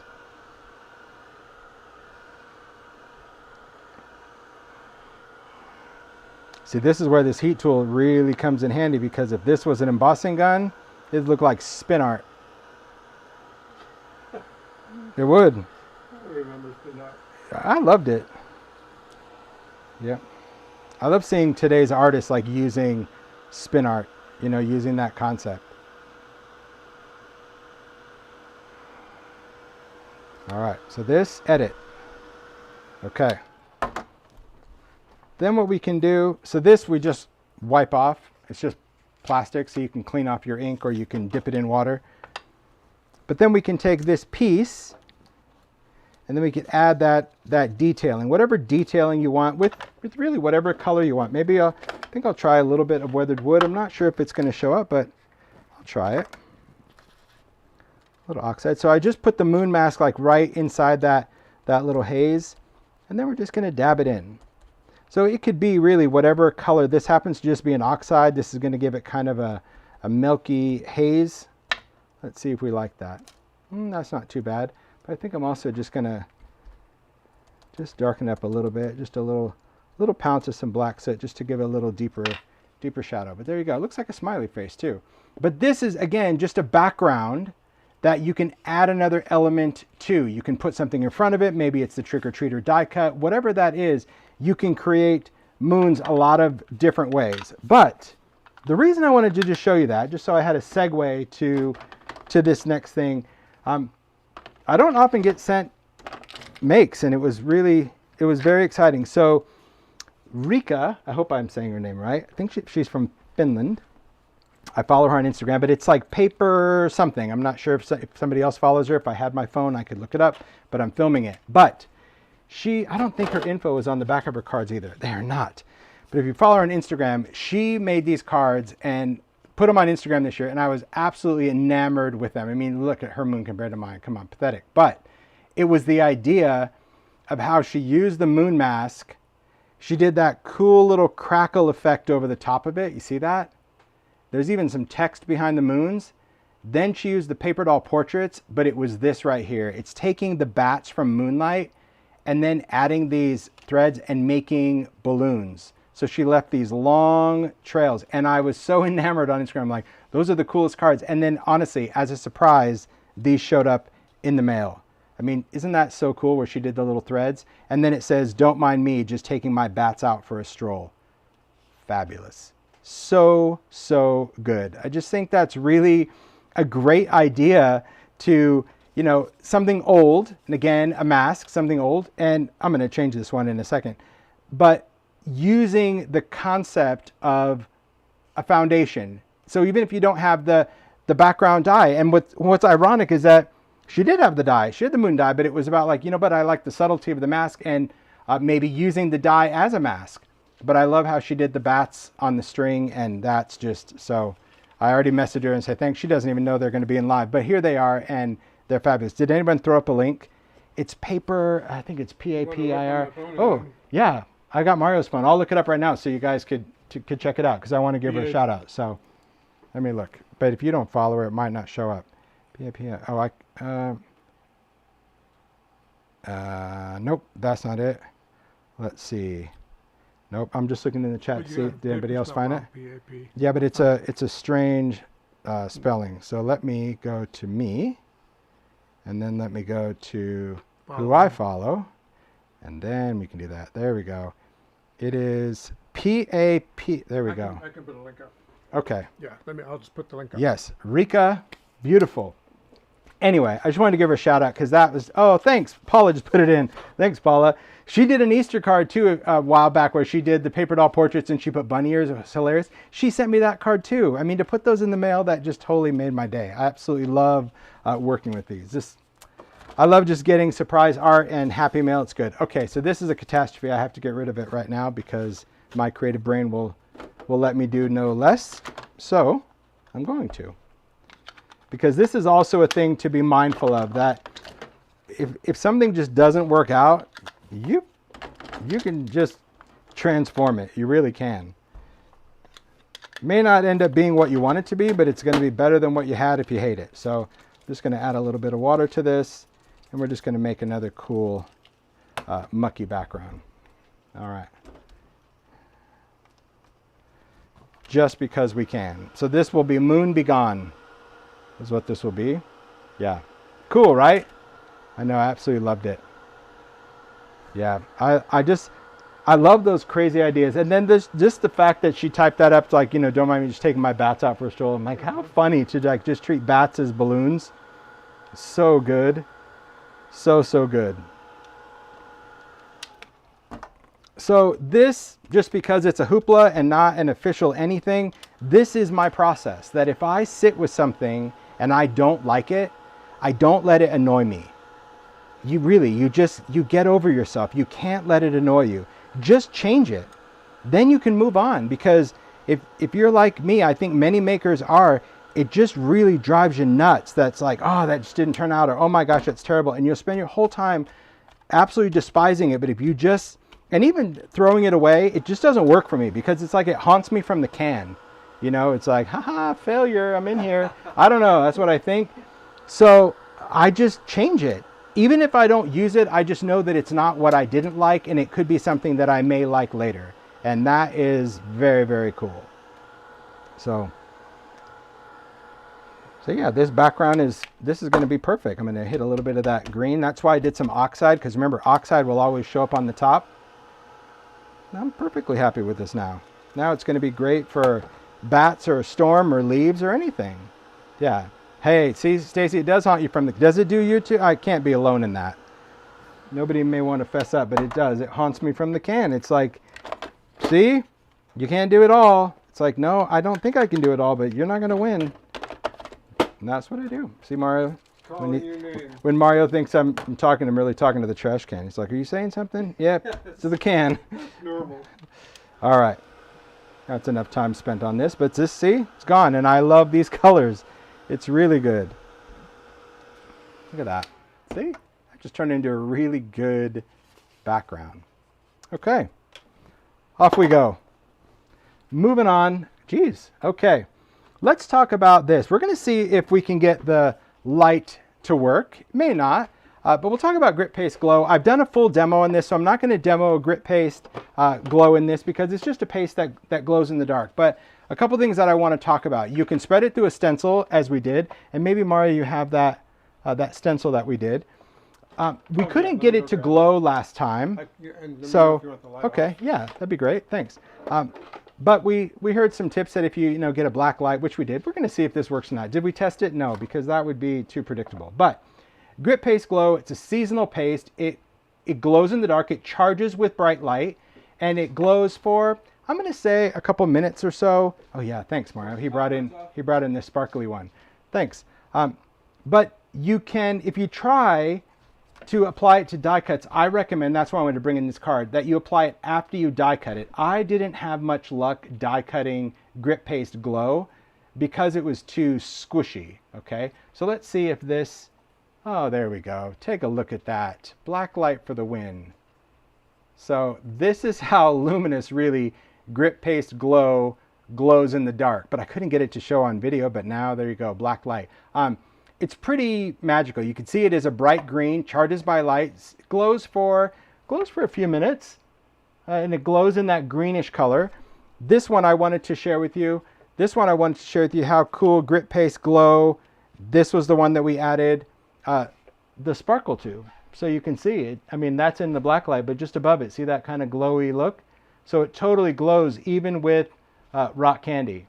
But pretty magical. I do love this stuff because I think that it creates a very, very cool effect working with it. So you charge it up with light, it'll glow for a couple minutes, and then you just keep going and keep going. But the fact that it's paste is just a lot of fun because it gives some great texture. For the moon, like I said, I die cut the pieces first, and then I applied the paste onto the die cut. It was a little messy, but in my opinion, totally worth it. But I do love how glowy this is, and then it still sparkles. So cool. Yeah. Thanks, Mario. That's good. Yeah, cool. Thanks.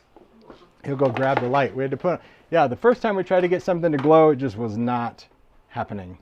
The camera was like, if you guys watched that first live, I mean, I edited it out, but we turned off the light and it was like nothing because the camera was set on, I don't know, some crazy aperture to try to fill in. But yeah, I mean, nice because you can still see that it's got that great sparkle to it. So really nice. Anyway, so glow is good, but there was a background, and I just wanted to talk real quick about it that I shared when the folders came out. Anytime you have an embossing folder, we're going to talk a little bit about embossing folders, you do need a black light, I'm telling you. I got mine on Amazon, incredibly cheap.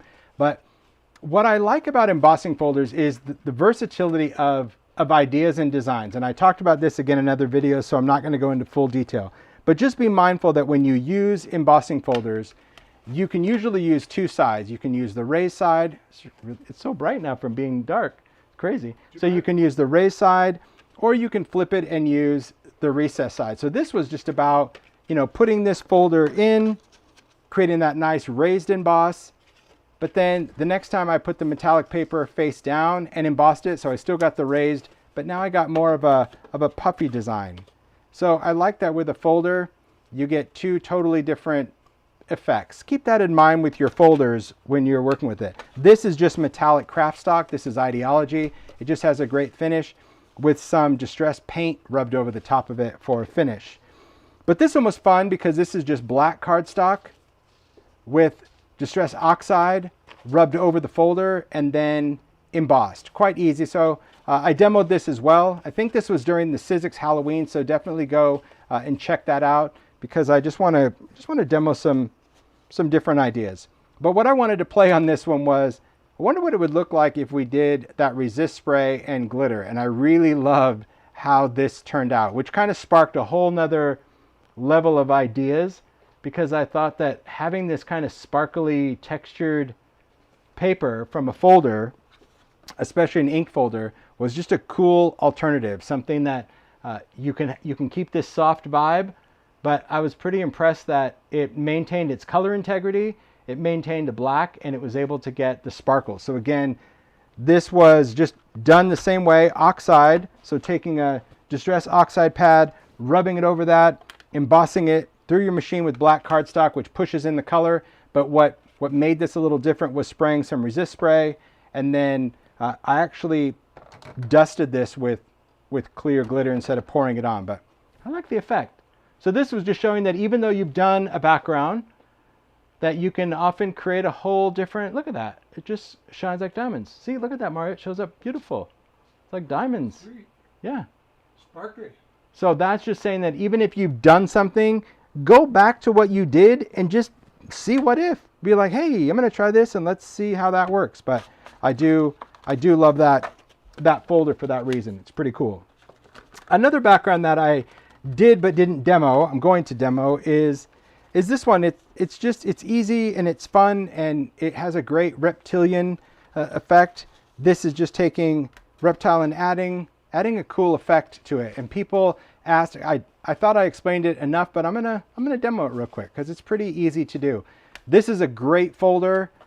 Probably won't be around long because odd folders like this pretty much last one season. If it's not your jam, I get it. But if it is your jam, for many reasons, because you can even create cool metallic, or you can do the other side, which even has a tree bark almost look, or even a peanut. That's kind of fun. But here's how we can create a cool reptile effect background. Here's how it works. We're just going to start with a background paper. It doesn't really matter what it is at this point. I'm going to do watercolor paper just for the sake of kind of keeping things going. And I'll use some different colors. Your product of choice really doesn't matter. Meaning it could be mica stain, it could be ink pads, it could be a combination of all of them.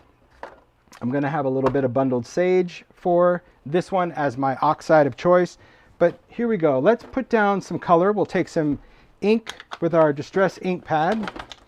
We'll take a little bit of black as well because I want to have some black soot. I'm also going to put in some Rustic Wilderness. That's a really, really dark but rich green, if you will. Can't forget a favorite. That's going to be some peeled paint. So that's going to be like my inks over here. But then I'll also use some sprays. So just working with some watercolor paper, just going to add a little bit of water just to get the dance started. We'll start with a little bit of specimen. Don't need a lot. I think this is holly branch. I don't know how much of that is there. That's probably enough to spray. We'll take some holly branch. Oh, look at that. I got a good blast of that. Then we're going to take some bubbling cauldron. Essentially anything you have green is going to work. Green, brown, whatever. All right, let's just start drying this a little bit. So I'm going to just add a little bit of water just to get stuff moving and grooving. I'm going to stand that up. See, that's going to give me my movement because we don't want it too splotchy. Let's dry. While that's drying, I'm going to work over here. I'm going to spray that just to create some droplets. And then we'll work on our background. All right. So just going to have that dry a little bit. This one, I'll just break up the party. Don't need to mix it, but I don't want full splotches. So now I can kind of easily see. But just already I have a good foundation of green. Doesn't have to be crispy dry at this point. This, splash down in some different colors. We're going to dry. So here's what's going on. So right now we've got mica stain as our foundation, but these are all inks. So inks and just a little bit of oxide with that peeled paint. Okay. So we'll take that. There we go. Put that in. Smash that. And while that's going, we're even going to add some water just to also keep things mixing. Get this shaken up. This is also an oxide. This is bundled sage. This is going to be not as bright as pistachio, so you don't have to worry about that. But the whole idea, in my opinion, to have this folder look the way it looks is you want to have some bright areas and you want to have some dull areas. That's pretty important. Okay. Very good. Very, very good. Okay. Take that. So here I'm just drawing it. So I know over here I've got more of the brighter greens, and that's what I want to focus on right now. Just making sure that that side stays pretty bright. Drawing it in between. Again, a little bit of that. See? Nice. Nice, nice. Okay. And while that's doing its thing, pretty good background so far. Let's spray a little bit of water right there. See this spot right here where I've got white? I could embrace the space, but for the reptile, I pretty much want it all to stay green. So I'll just kind of sweep that up. See? Pretty easy. Easy to just clean that up and create that background. Okay. Then we're going to just do a little shakety shake.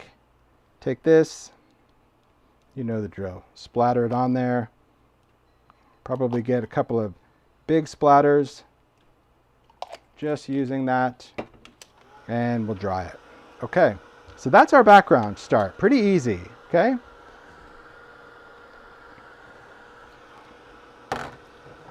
Clean this up. All right. See, look at that. So far, so good. Good deal. Clean around it. See, you can tell I can't even wait to like stop. I just have to clean while I work. Welcome to my world. Welcome to my brain. This is, I think the Hoopla is like really how I work and not so calculated for the demo. This is how I work. I just do what I do. I have stuff smashing and moving and yeah. Okay, here's what we've got. So far, so good. All right, beautiful. Okay, so then what we're gonna do is we're going to embed the color. We're gonna create like a really cool, rich design of color using an embossing folder.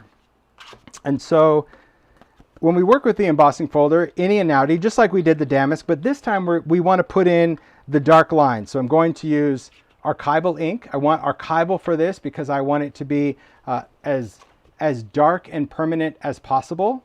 Okay, but right now these don't look anything like each other, but they will. They'll hopefully they'll get there. Okay, so what I think I'm gonna I think I'll work this way. Yep, I'll do that. All right, so I'll take my paper, and you don't have to have a paper that totally fits this, but I'm gonna take my ink pad and I'm gonna swipe it over the top of the folder. I don't necessarily want to tap it down because depending on your ink pad, it could get really squishy and get in the grooves. This folder you can really see has got some solid spaces and some cool scaly vibes. So I can, because my paper is a little shorter, I can position and do what I want. So I'm going to close this and then I'm going to run it through my machine. Now I was smart for the Hoopla and actually just put my vagabond off camera.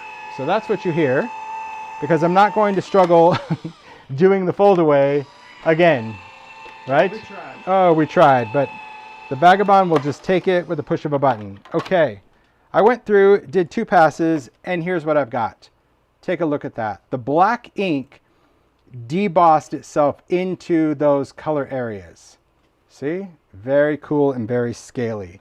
To clean this folder, you would clean this folder with whatever you would clean this ink with. That's it. You clean the folder with the cleaner. So archival cleaner. Some people use rubbing alcohol. Some people use wipes. So whatever you would normally use to clean archival ink, whatever that is, put that on your folder. Now, I don't really scrub my folders. Instead, I'll just take a paper towel. I'll fold that in, just a clean one. Maybe you have a baby wipe, maybe whatever it is that you want to use, and then I'm just going to run that through the machine. So that's how I do. Is that the right way? I don't really know, but it's pretty cool. All right. Of course it's the right way. Well, because it just takes out all that archival, and now your folder's clean. So it took it because it put it in the paper towel. So that's how I clean my folders. Yeah. Now, the mica is very cool, but this is even more reptilian. Any ideas what it could be? I'll tell you what it is. It's resist spray. Resist spray, just like what we did with glitter, also gives paper the most amazing kind of glossy finish. And so if you ever want your background to have a nice shine, you could do embossing powder, dab, dab, dab, and do all that, but it's going to re-wet all of this ink. Instead, we're just going to go in with resist spray.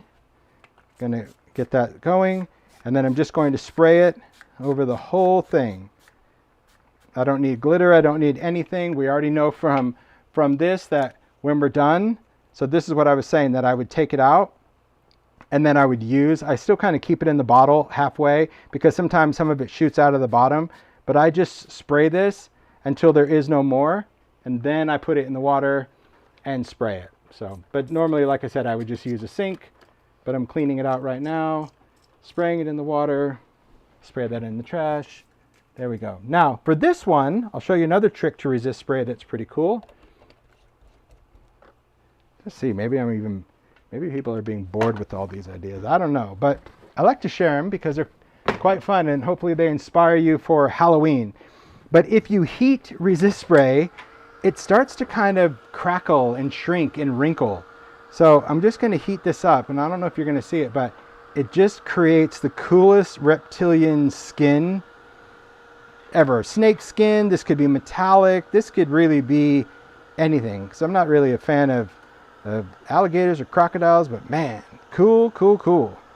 Do you have to heat this? Absolutely not. You can let it air dry, but there is something about heating it. If you want a little bit more, I guess, texture, it just creates a little bit of a pitted look, but no cool. Board.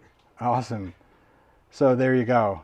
Very cool. And let's say you want this to be even darker, okay?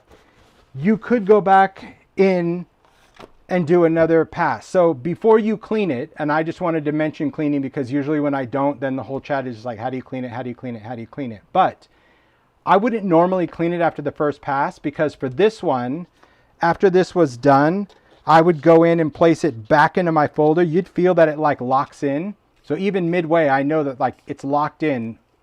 I would ink it and I would run it through again and deboss a second layer of black on the top. You see the difference?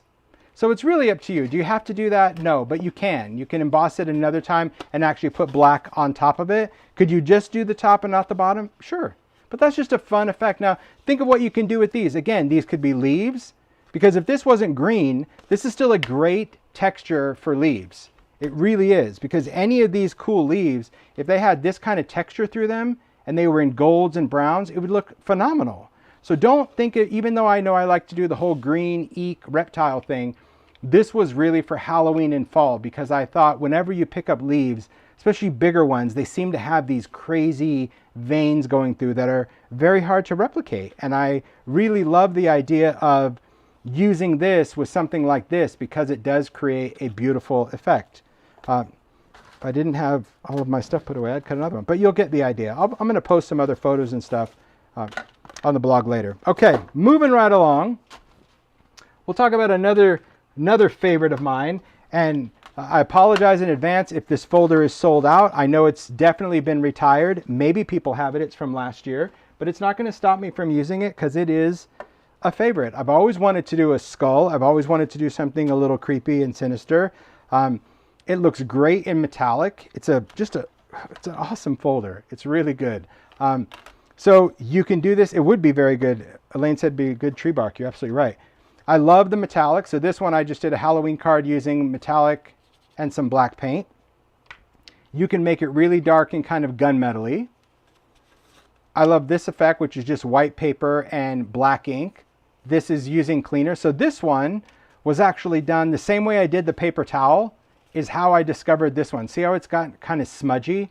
After I did this one, I put archival cleaner on the folder, and then I just put a piece of white cardstock instead of paper towel. And then when it came out, I'm like, oh my gosh, I love this smudginess. So see, then I did it another color. I'm like, so sometimes even the cleanup is better than the original. Okay. But then I started getting a little crazy. So this is on black, but I rubbed a white ink pad over it. So we have Picket Fence Distress Ink, which is a white ink pad, but any white ink pad would work. But that's pretty cool. It creates that white effect. But so far, this very like haunted house. I love this one. I love the green because it's very, very wicked. So this is just green Kraft stock and black paint. Paint it on, wipe it off. That's it. You get what you get. But see how that paint stays in? That's on purple. I mean, really good. And I've never tired of this folder. But this year, I said tomorrow, I'm like, I really want to play with this folder and try something I haven't done before. And I had this idea. So in the past, I've worked with embossing folders, often impresslets, where I use embossing glaze. And I use distress embossing glaze, and it's paired with a crayon, which I can find. I'm sure it's buried in here somewhere. Oh, I'll find it. My brown distress crayon. It's over here. It's probably in one of the buckets.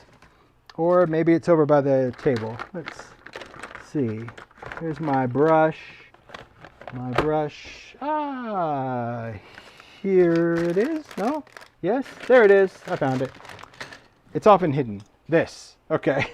Is in another bucket. See, another bucket idea. Sometimes the idea shares the same supplies.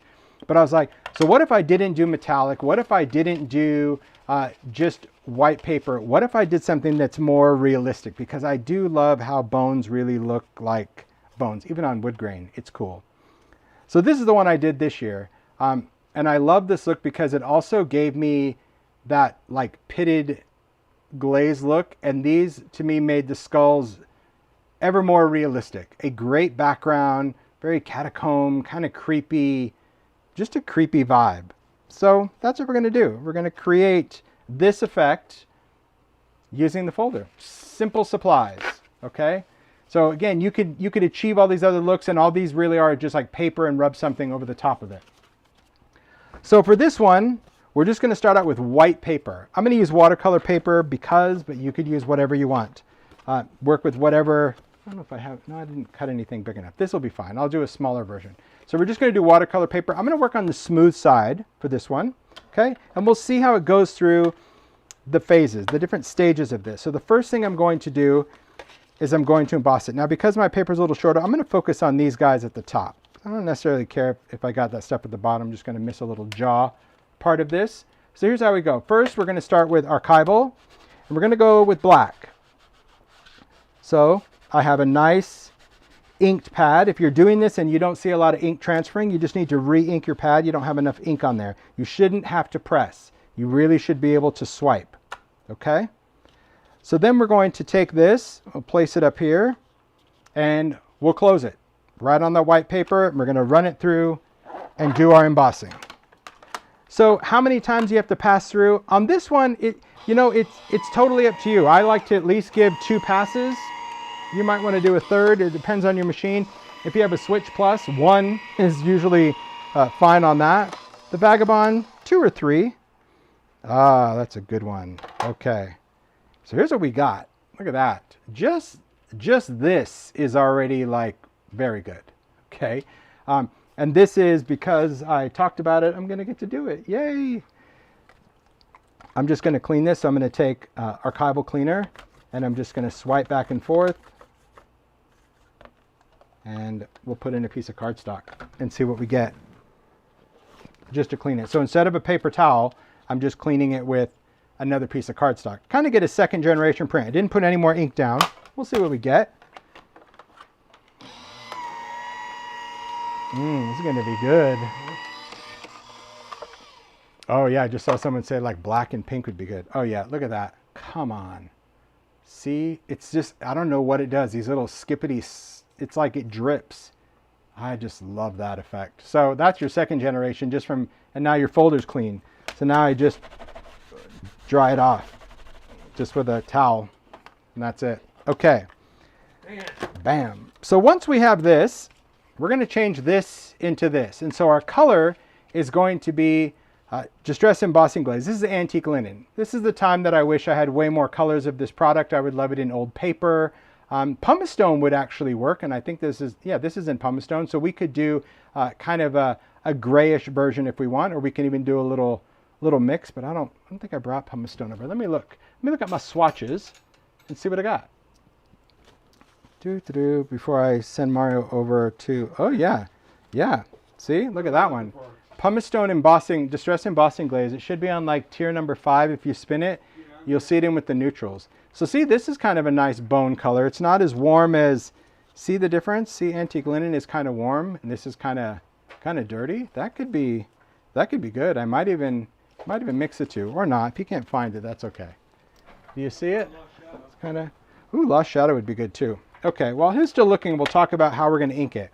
You can ink with either one of these products, some type of embossing ink. It doesn't have to be Distress, it could be anything, but you want either an embossing ink or an embossing dabber, because that is what's going to stick. Now, could you essentially say, thank you, thanks. Could you essentially say, well, couldn't I just do like Distress ink and then do this? It's not going to give you the same effect because the glaze, whichever color you want to use, we'll use a combination of it, is going to be your colorant. That's what's going to create the effect. Yeah, we've already done this. Let's do a little pumice stone, because I've already done antique linen. Here's how it's going to work. We'll take our ink.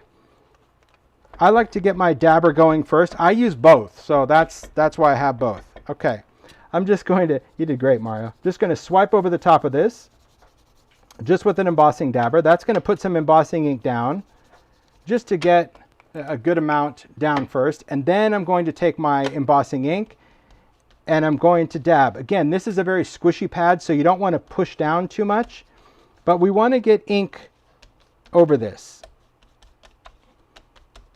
And it's okay if it gets into the recess areas at this point, because this is another reason why I like to use glaze, because glaze is going to be translucent. Okay.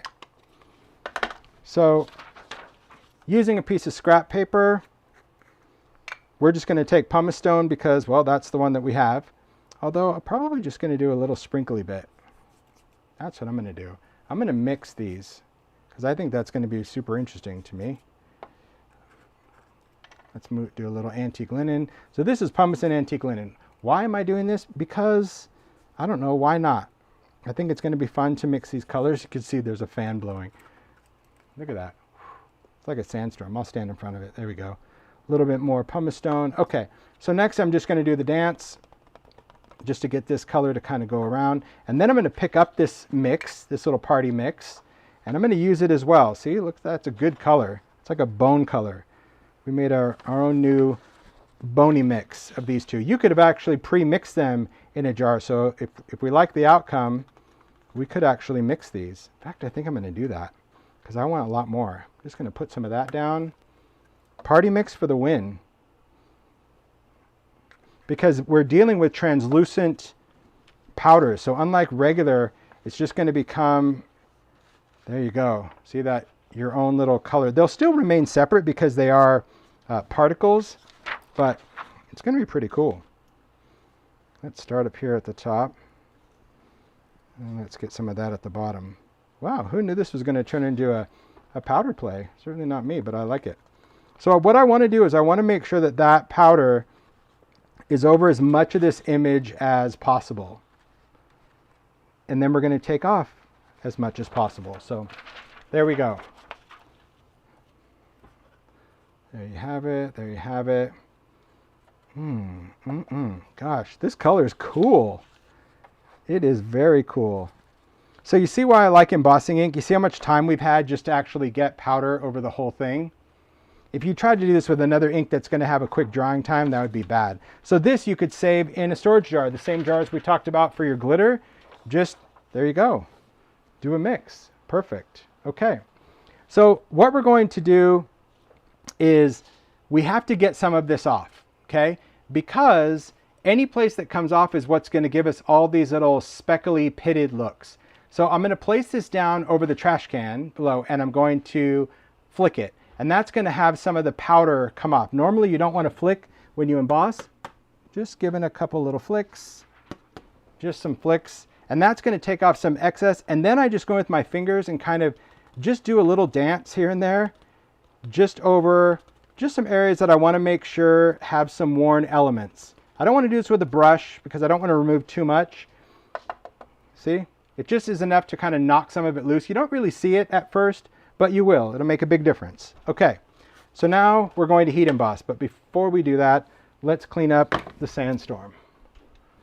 Okay, in we go. In we go. That's that. And I'll spray this with water. Just because that grit would drive me crazy. Ah, yep. You just make it up as you go. I think this is really my jam. It's my jam. It's what I said about the Hoopla and what I wanted. I was like, what do I do? I'm like, I just want to play for the sake of play. No intent. So I'm going to take this little handy tool, handle it, I think it's called, or something, and I'm going to heat emboss.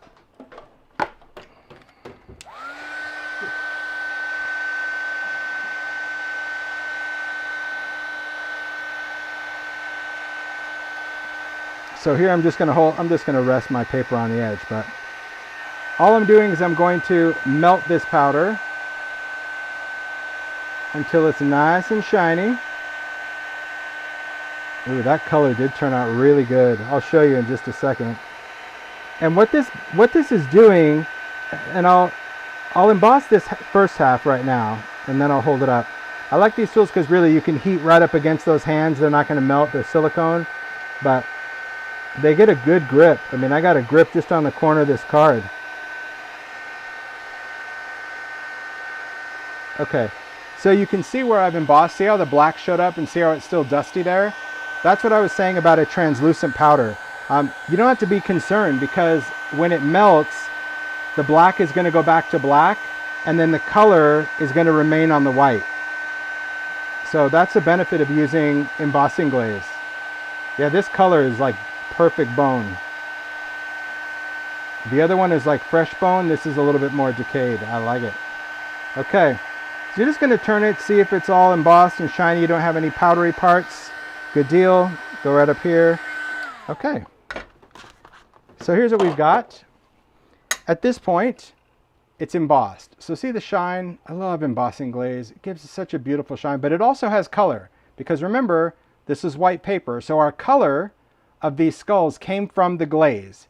And now you can see that mix, that little bit of antique linen mixed with pumice stone. Pretty amazing, right? Okay, so to get the grunge, to go from clean to grungy, we're going to work with a distressed crayon and some type of brush. It doesn't have to be a blending brush. It could be a paintbrush. It could be your fingers, but you need something that you can work this color in. Walnut stain is my crayon of choice. I'm not sure if Ranger still offers this in bulk, but they used to sell these individually, and I'm not exaggerating. I might have, I don't know, 50 or so of just this one color because I do use a lot of walnut stain. It's just my favorite grunging color. So I'm just scribbling this over the whole thing like that. See that? These are smudgeable, so you could use your hands, but it kind of wears on your finger a little bit. So this is where the brush comes into play.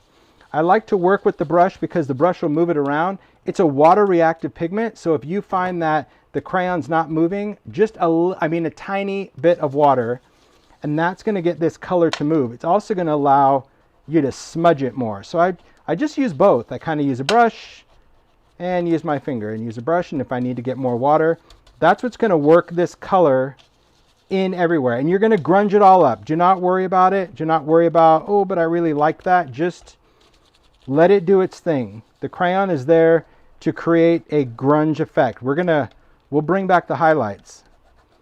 But because the crayon is water reactive, if it's not moving, you can't will it to move. You can't look at it and go, move. You're hurting my finger, it's not moving. You have to use a little bit of water. So if you see anything that's a little light, or maybe you want some more dirt in between their teeth, go for it. You can even stick your finger in the water, just not too much, and work that crayon into the grooves. But again, that brush, that just really allows me to kind of pounce it and work it in. I have a dedicated grunge brush. This brush is only for brown crayon, and that's all I use because it's really, it's stiff, but it also flexes. So see, it kind of like mushes out. Okay, it's already looking good, isn't it? Oh, it's gonna get better. Okay, so here's what we've got. So far, so good. This crayon, as I mentioned, is a water reactive pigment, water soluble. So we're gonna take some water, we're gonna spray it on a paper towel, okay? And then we're just gonna take this paper towel and we're gonna start revealing what we want. Look at that, see? It just like, and all I'm doing is just lightly swiping. So I'm not cleaning it all because I wanna leave some of that brown grunge in different areas. But this is like an archaeological dig. There we go, I can't believe I said that word out loud. But yeah, that's a tough one, huh? It only works when you're watching Dr. Jones. There we go, look at that. I mean, come on, come on. How cool is that background? So all those little pits, that's where the embossing powder flew off and the crayon went into the cardstock. So that's why you do that flick and that little rub, because wherever there's no glaze, the crayon could actually go right into the paper. Pretty incredible, huh? Wow, wow, wow. So total different from this one. Just like this one has much more of a warm yellow, and I think that's the perfect mix. Thanks for getting that, Mario. Thanks. So yeah, any place. And so then after I do that, I'll even go in one more time and kind of even create additional highlights. But that's the background. I just think that's amazing. It's pretty crazy that it's a white piece of paper that looks like that. So if you're not into skulls, do this with anything. You could do this with a flower. You could do this with hearts. You could do this with anything that you want when it comes to working with your glazes. That's the thing. It's a very, very cool effect. Okay, let's see. We're in the home stretch. Well, not really, but I'm going to make it in the home stretch because I just looked at the clock and it's like, okay, not bad. We're just 2 hours in, just over. Not bad at all. Hope you guys are having fun. I'm having a blast. Okay, here we go. Oh, it's good fun because this is like, you know, when you have no agenda, that's what it is, you know. Not good with agenda. Well, agenda, it's like I understand that I need to show product when it launches. I love that, and I know that I really want to do the makers proud and show off their makes. So that's in my head, but this is just like my popcorn brain on overdrive. Okay, so let's talk about just some fun things. This being one of them. This was a fun make that I did for Idea-ology. I love the little light up. I talked about this. I'm going to revisit this because we've had a lot of questions about it, and this sparked a whole new idea. So this was just a make using an Idea-ology vignette that I covered in paper. This is actually a vignette card file, so it comes with this hardware, and it's really for file cards or many things. But I just got some wooden beads. They're kind of just like ball caps, so they have a flat end. I put some tiny lights in, and then there's our candy corn tree. We know how to do that from part 1. There's our sugary confections. Again, we learned that from part 1. But these guys, these were definitely the hit this season.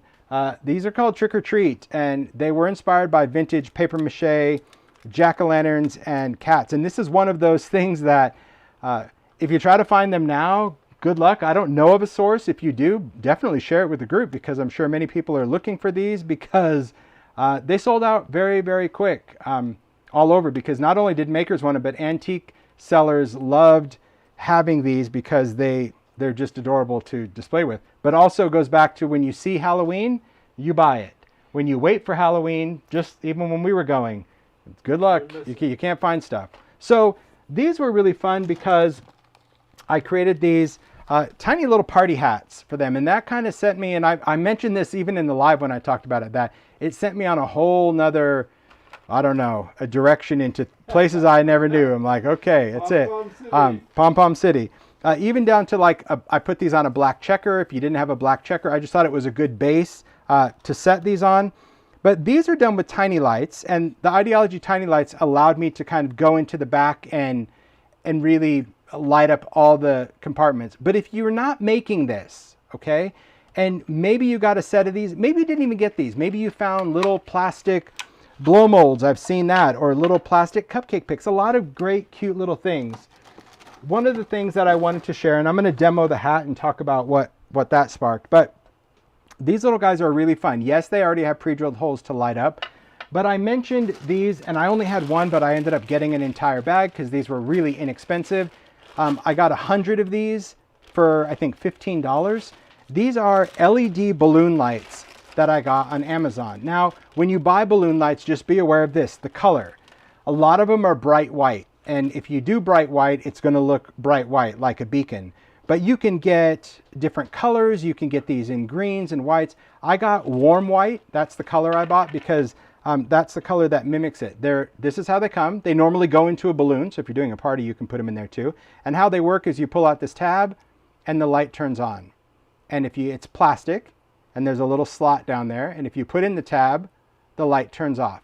Now, ideally, it's meant to just stay on. You know, it's not meant to turn on and off because when it's in a balloon, you're not going to turn it off. But what's great about it is that you can just take this and you can put these all over your house for Halloween. Ask Mario. I drop them in everything now. If I have a mason jar, I put them in there. If I have little containers, I put them in there. If you have flowers, you can put, because these are waterproof too. You can actually take these and throw them in water and the light will stay on. I don't want to show you my sludge water, but I will anyway. But these things, they are submersible in water, which is crazy. So you could even do this in, I mean, you probably wouldn't want to put them in a drink because you wouldn't want someone to swallow it, but you can see that it's wet. I just took it out of the water.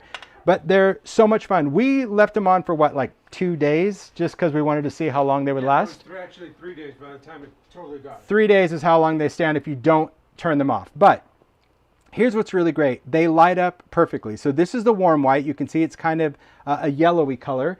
If you want to diffuse it, you can diffuse it with a lot of things. I mentioned this, I think, maybe in the first part of the Hoopla, as far as saving cellophane. It could be cellophane. You can use you can use moss if you want. You can also use like little Excelsior, any kind of shred. But the great thing about this, let me just take a pair of scissors. We'll cut this up. You could alcohol ink this if you want as well. But I found that if you have a little bit of cellophane or something that you can put in here, besides, because if the light is facing forward, they're bright. It's going to look like a spotlight. So I just kind of put that in and just shove a little bit of that cellophane in there. And that just acts like a diffuser. But you do you. You do whatever you want. But they're fun lights. Okay. Then we're going to talk about the hats, because we are going to make some hats. Hats are easy to make. We even had emails, people saying you need to sell hats, and that is not happening. You can make these. You're a maker. They're easy. You're going to take your favorite papers. You're going to take the thinnest tape, or you could use glue. I'll actually fire up my glue gun right now. So Mario, I think it's safe to hand these mica stains to you. Thank you. Because once you do the hats, you want to talk about compartmental making. I'm telling you right now, you will be in hat mode. Like, I can't stop making hats when I'm making hats because, well, they're just too fun to make. Okay, let me make sure I unplug the right one. No, I unplugged the wrong one. Okay, let me give you that. Thanks. I'm just getting my heat tools and glue gun. I got to fire up my glue gun for the remainder of this live, so we're going to actually build some stuff. Okay, and I'll hand you the dies. Thank you very much. Ooh, look at that. Ooh, space. Okay, so off to the side, I have a glue gun, but I'll put the glue gun here so it can heat up. It's probably, look at these lights. I mean, seriously, a bag of lights, my gosh. And the reason I bought 100, not because I needed 100, but they were much cheaper. It's one of those things that like 50 of them were $10, 100 of them were 15. And I'm like, well, I can get double for half. I'm that guy. Okay. So to make these hats, and I'll just move these lights off to the side right now so they're not glaring. They're very simple. Any kind of paper that you want to work with. It could be heavier paper. So this is idea-ology. I'm going to turn these on because it's just cute. It could be idea-ology, but it could be any kind of pattern paper. It doesn't really matter. You could even stamp your own, stencil your own, but you want something that's going to be somewhat flexible. So 130 pound, probably not going to be great. Okay. When you go to create, I found this template online. I literally typed in plastic animal party hat. That is what I searched into Google. And it was a lady that puts party hats on like plastic animals that she, buys at the dollar store or craft store, spray paints in pink or whatever, and puts on a party hat. And that is where I got this template. But really it's just a curve with an angle and a notch. I just did the link up for the lights. Oh, Mario just put the link up for the lights. So that's what I did. Okay, so I can't say that it's right or wrong because I played with circles and you can get taller hats and wider hats. So I think it really depends on the kind of hat shape that you want. But all you're going to do is trace it onto paper. Now, if it's a stripe, keep that in mind that this is going to be the bottom of your hat. So how do you want your stripes to go? It's really up to you. If you're going to do polka dots, or I even thought this one was nice, this kind of cool damask that, maybe we wanted a purple damask hat. So I did trace some of those. It doesn't really matter because you're not going to see it when it's all said and done. But I'm going to cut out a couple of them. So I just use a pen, just a regular. I didn't use anything fancy. And when I cut these out, I'm not being particular. Honestly, I don't care if the black pen is showing or not. So this is something where I know right away in our world, it's like, we need a die for that. No, you don't. You just need scissors and a pen. And it's super, super quick because it gives you so much more flexibility as far as where you want to put this. So there we have it. There might even be party hat dies out there that actually make this, but you can see that the shape is super simple. What you want to remember is that when you create these, even if you're going to like hand cut, make your own template, you're just going to kind of take that little dip right there and make sure that dip is there. I left this step out initially because I was like, well, that's weird. Why didn't she just finish the point? Makes a big difference that you cut out the notch. I saw someone say that the balloon lights are out. Just search that on Amazon. There's probably like 50 sellers that sell different versions of those. So, okay. So for the hat, what we want to do is we want to shape it into a cone. So for the shape, I'm just going to, you can use your fingers. Oh, Mario said they're not out of stock. So whoever said that, that would be wrong. Okay. Thanks, Mario. You're just going to take a brush or anything round, and you're just going to run this over that curve, just to kind of let that paper go the way it wants to go. See?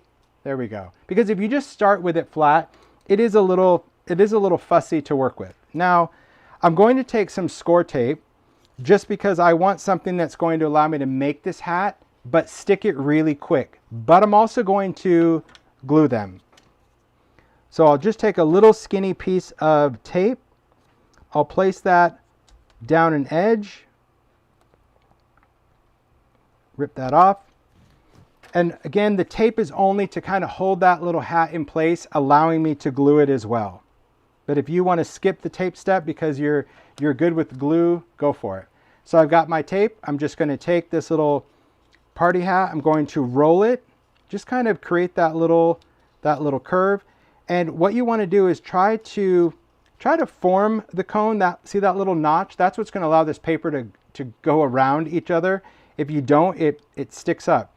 And all you want to try to do is line up the ends. That's it. So it is pretty forgiving. So you can take that, you want to tuck this in, and you want to just kind of create a wrap. Don't worry about the hat at this point yet. Okay, we're going to just stick that down. All right, good deal, good deal. Once it's stuck, if you have a little extra because it didn't work, you could either peel this apart and redo it, or you can just fix the back, because again, that's going to be hidden as well. Now, because there's a lot of pressure on this little bit of tape, you can see it already. This is where I just go in with a glue gun, and I'll just put a little bit of, oh, I didn't turn on my glue gun. I'll wait for the glue gun to turn on.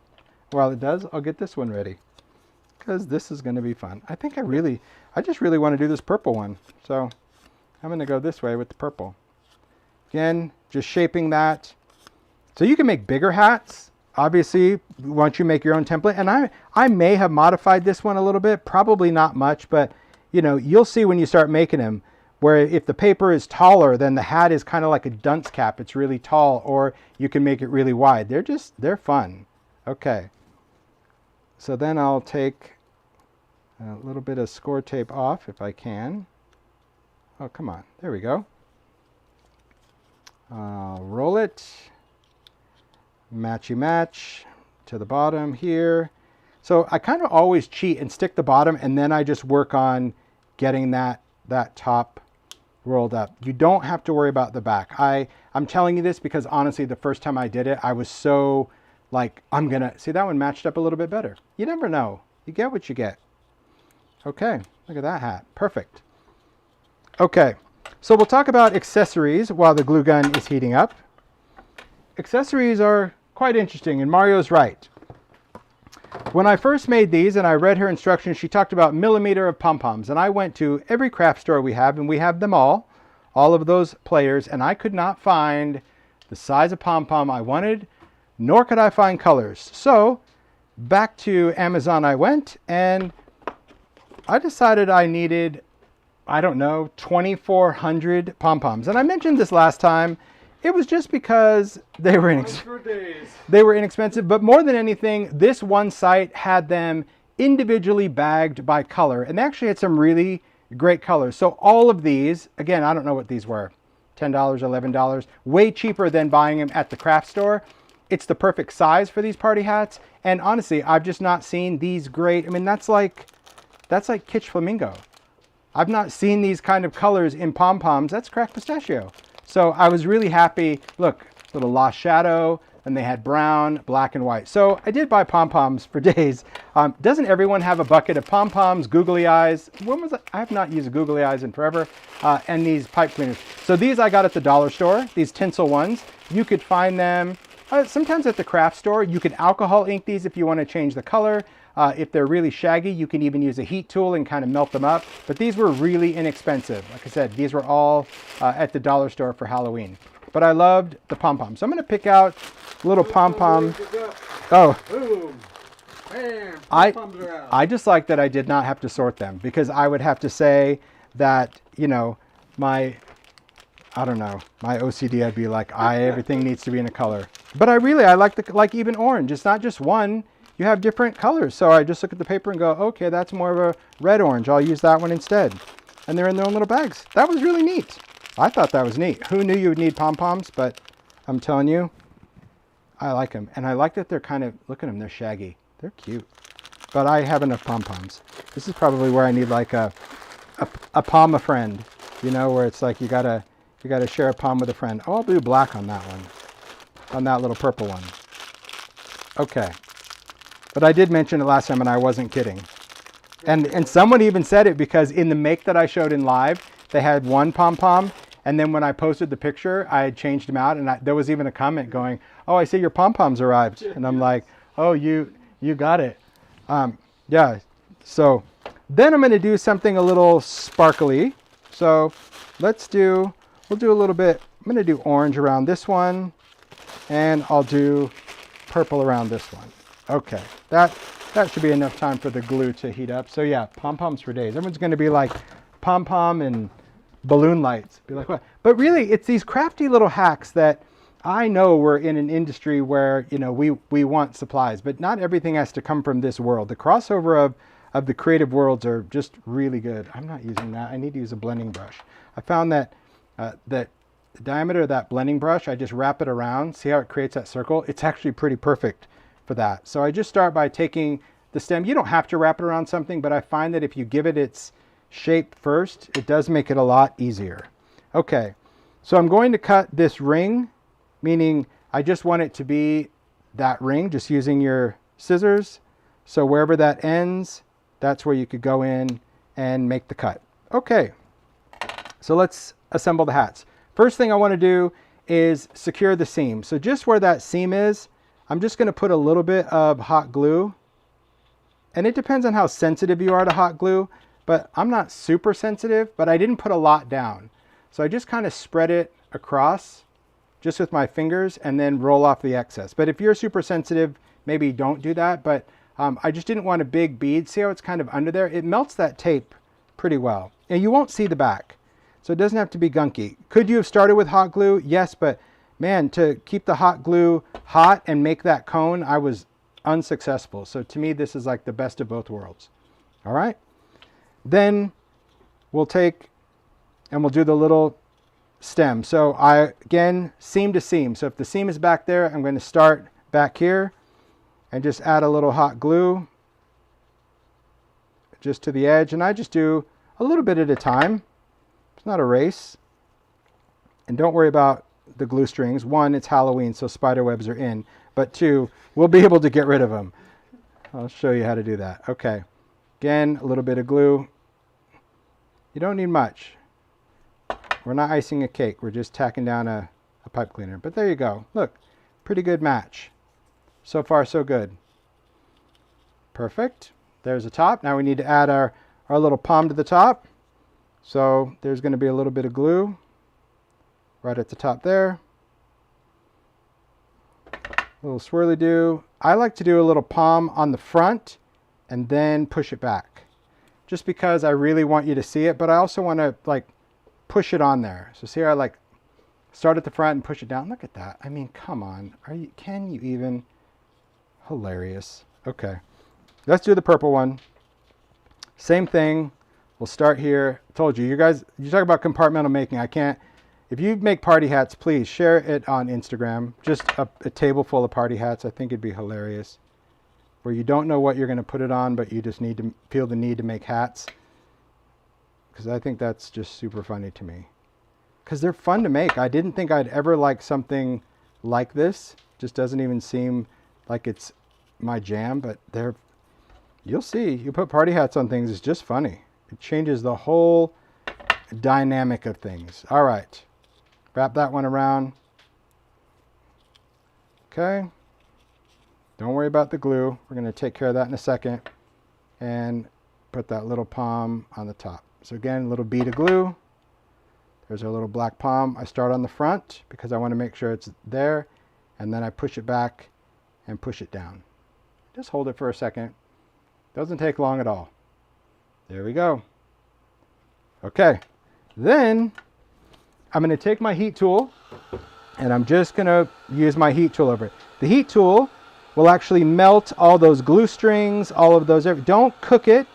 Just kind of wave that over, and any of those little glue strings, it will be gone. If you heat this too long, everything you just hot glued will explode and pop off of what you did. But there's our little hats. Okay, so for example, on this, you could add a little purple party hat and you just hot glue it on because the balloon's in there, or you can just tack it down, maybe a little poster putty or some double stick tape, or you can just set it there. If it's not going anywhere, you can set it right on the shelf, and then when you take it off, you can turn off the balloon light. But that's the easy part of creating these little guys for the party. But that wasn't it, because that is what created a whole different thing. Because once you go to the dollar store, once I go to the dollar store, just ask Mario. I'm like, this is cool. And he just looks at me like, you're crazy, because that is not cool. That's actually pretty disgusting, right? Yeah, but it's cool when you're But it's cool when it's fun. Okay, so I've done idea-ology bones, but I found these bones at the dollar store, and I was like, ooh, cool, 18 piece. I don't think they got the color too right, or the texture, but I know where they were going. That's got a little bit of a Flintstone vibe. Then I also found these. Now, these weren't at the dollar store. I think I found these at Joann, but this is something that I would have passed up a million times if I wasn't in the right frame of mind. And this is what we just picked up yesterday, I think it was. That was Joanne's. Yeah. I've seen these at Michael's, maybe even the dollar store has them, but what caught my eye, well, first I didn't like the fact that they were like, you know, Terminator silver, but I love that he was missing the teeth. It was something about his expression that was like, that is a fun little skull. Okay.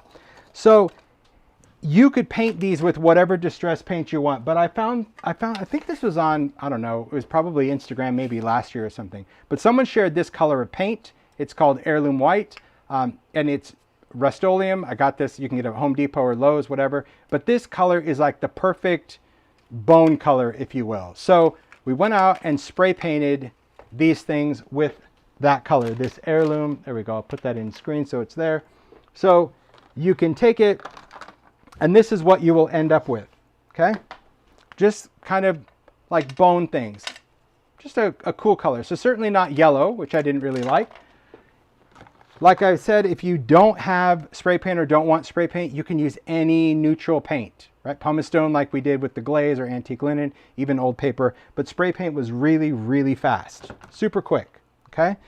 Now, if you want your bones to be, if you get these and they're smooth, you can leave them smooth. But I just went in with a little bit of Distress grit paste. It could be crypt, it could be translucent, it didn't really matter. They were all over my fingers, and I just picked up each bone and dropped it, and picked it up and dropped it. So no technique involved.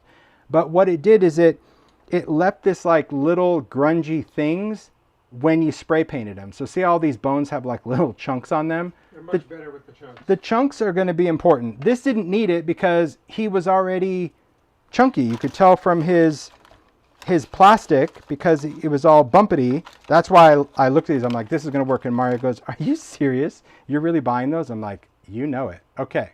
So this is what we did next. So you buy what you're going to get and spray paint it Heirloom White or paint it. Okay.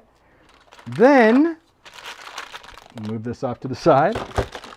Then we go in and do my favorite part, which is brown crayon. You know what we saw with this background, that a little brown crayon and a brush can work wonders.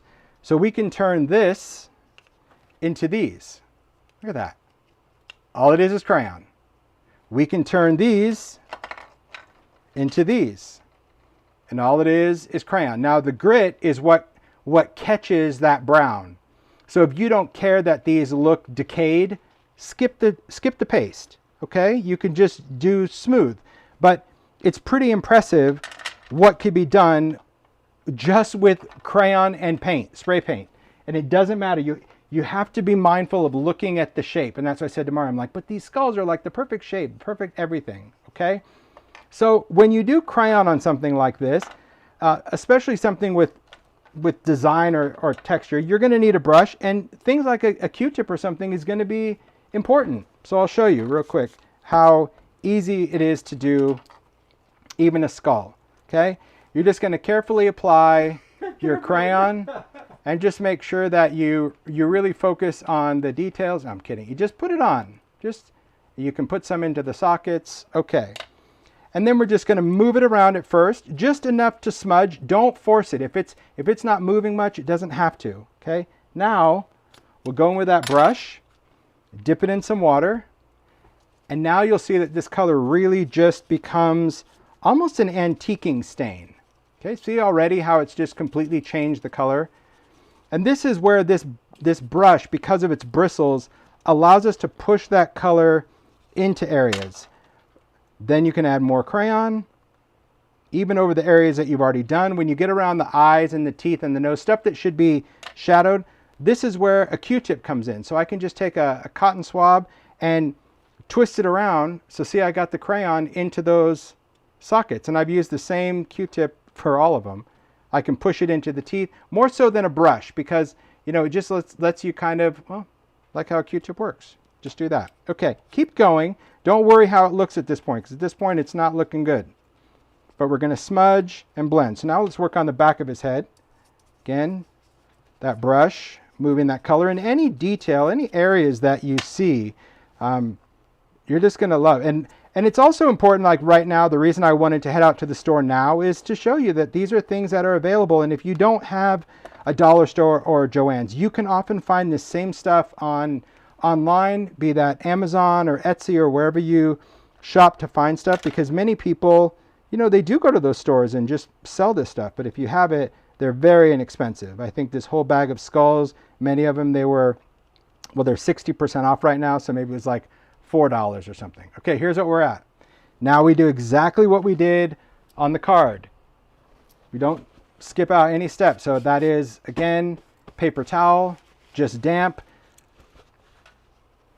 And this is where we highlight. So we're just going to dab some of this off. And you could even go in with your fingers if you want to create the highlights. But see how we quickly just create those highlights around his face.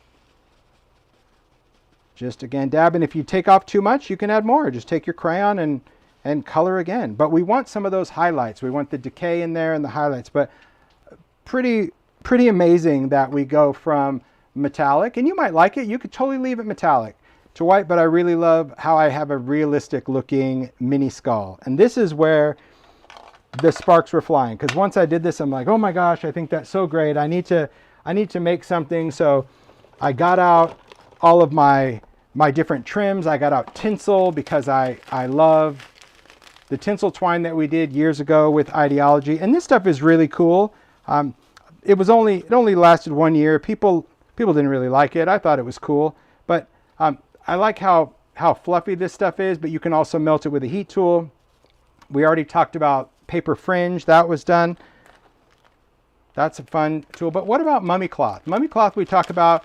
It's so great to use because it's really thin, but you can ink this. So I went in and inked some mummy cloth purple.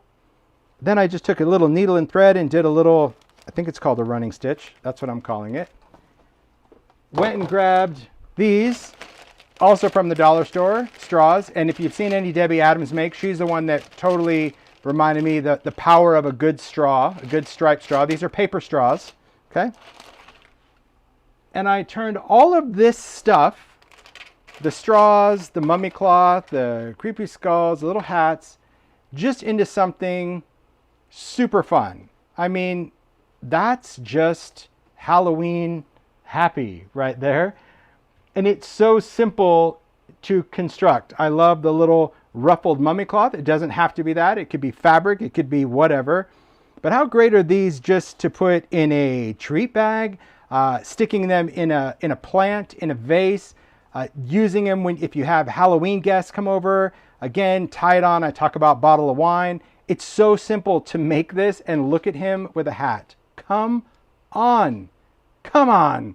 That's hilarious. Okay, so That's around his neck. what? This? Around his neck. Yeah, he's so flouncy. I love that. He is. So fun. He's really good. Okay, let's just show that.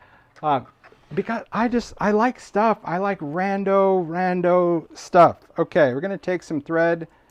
Let me take a little thread and maybe put it back in there. Snap that closed. Cut that. Okay. Thread, needle. Could be whatever needle you want to use. Super, and you do not have to use mummy cloth, but honestly, mummy cloth I just love because mummy cloth gave it just that.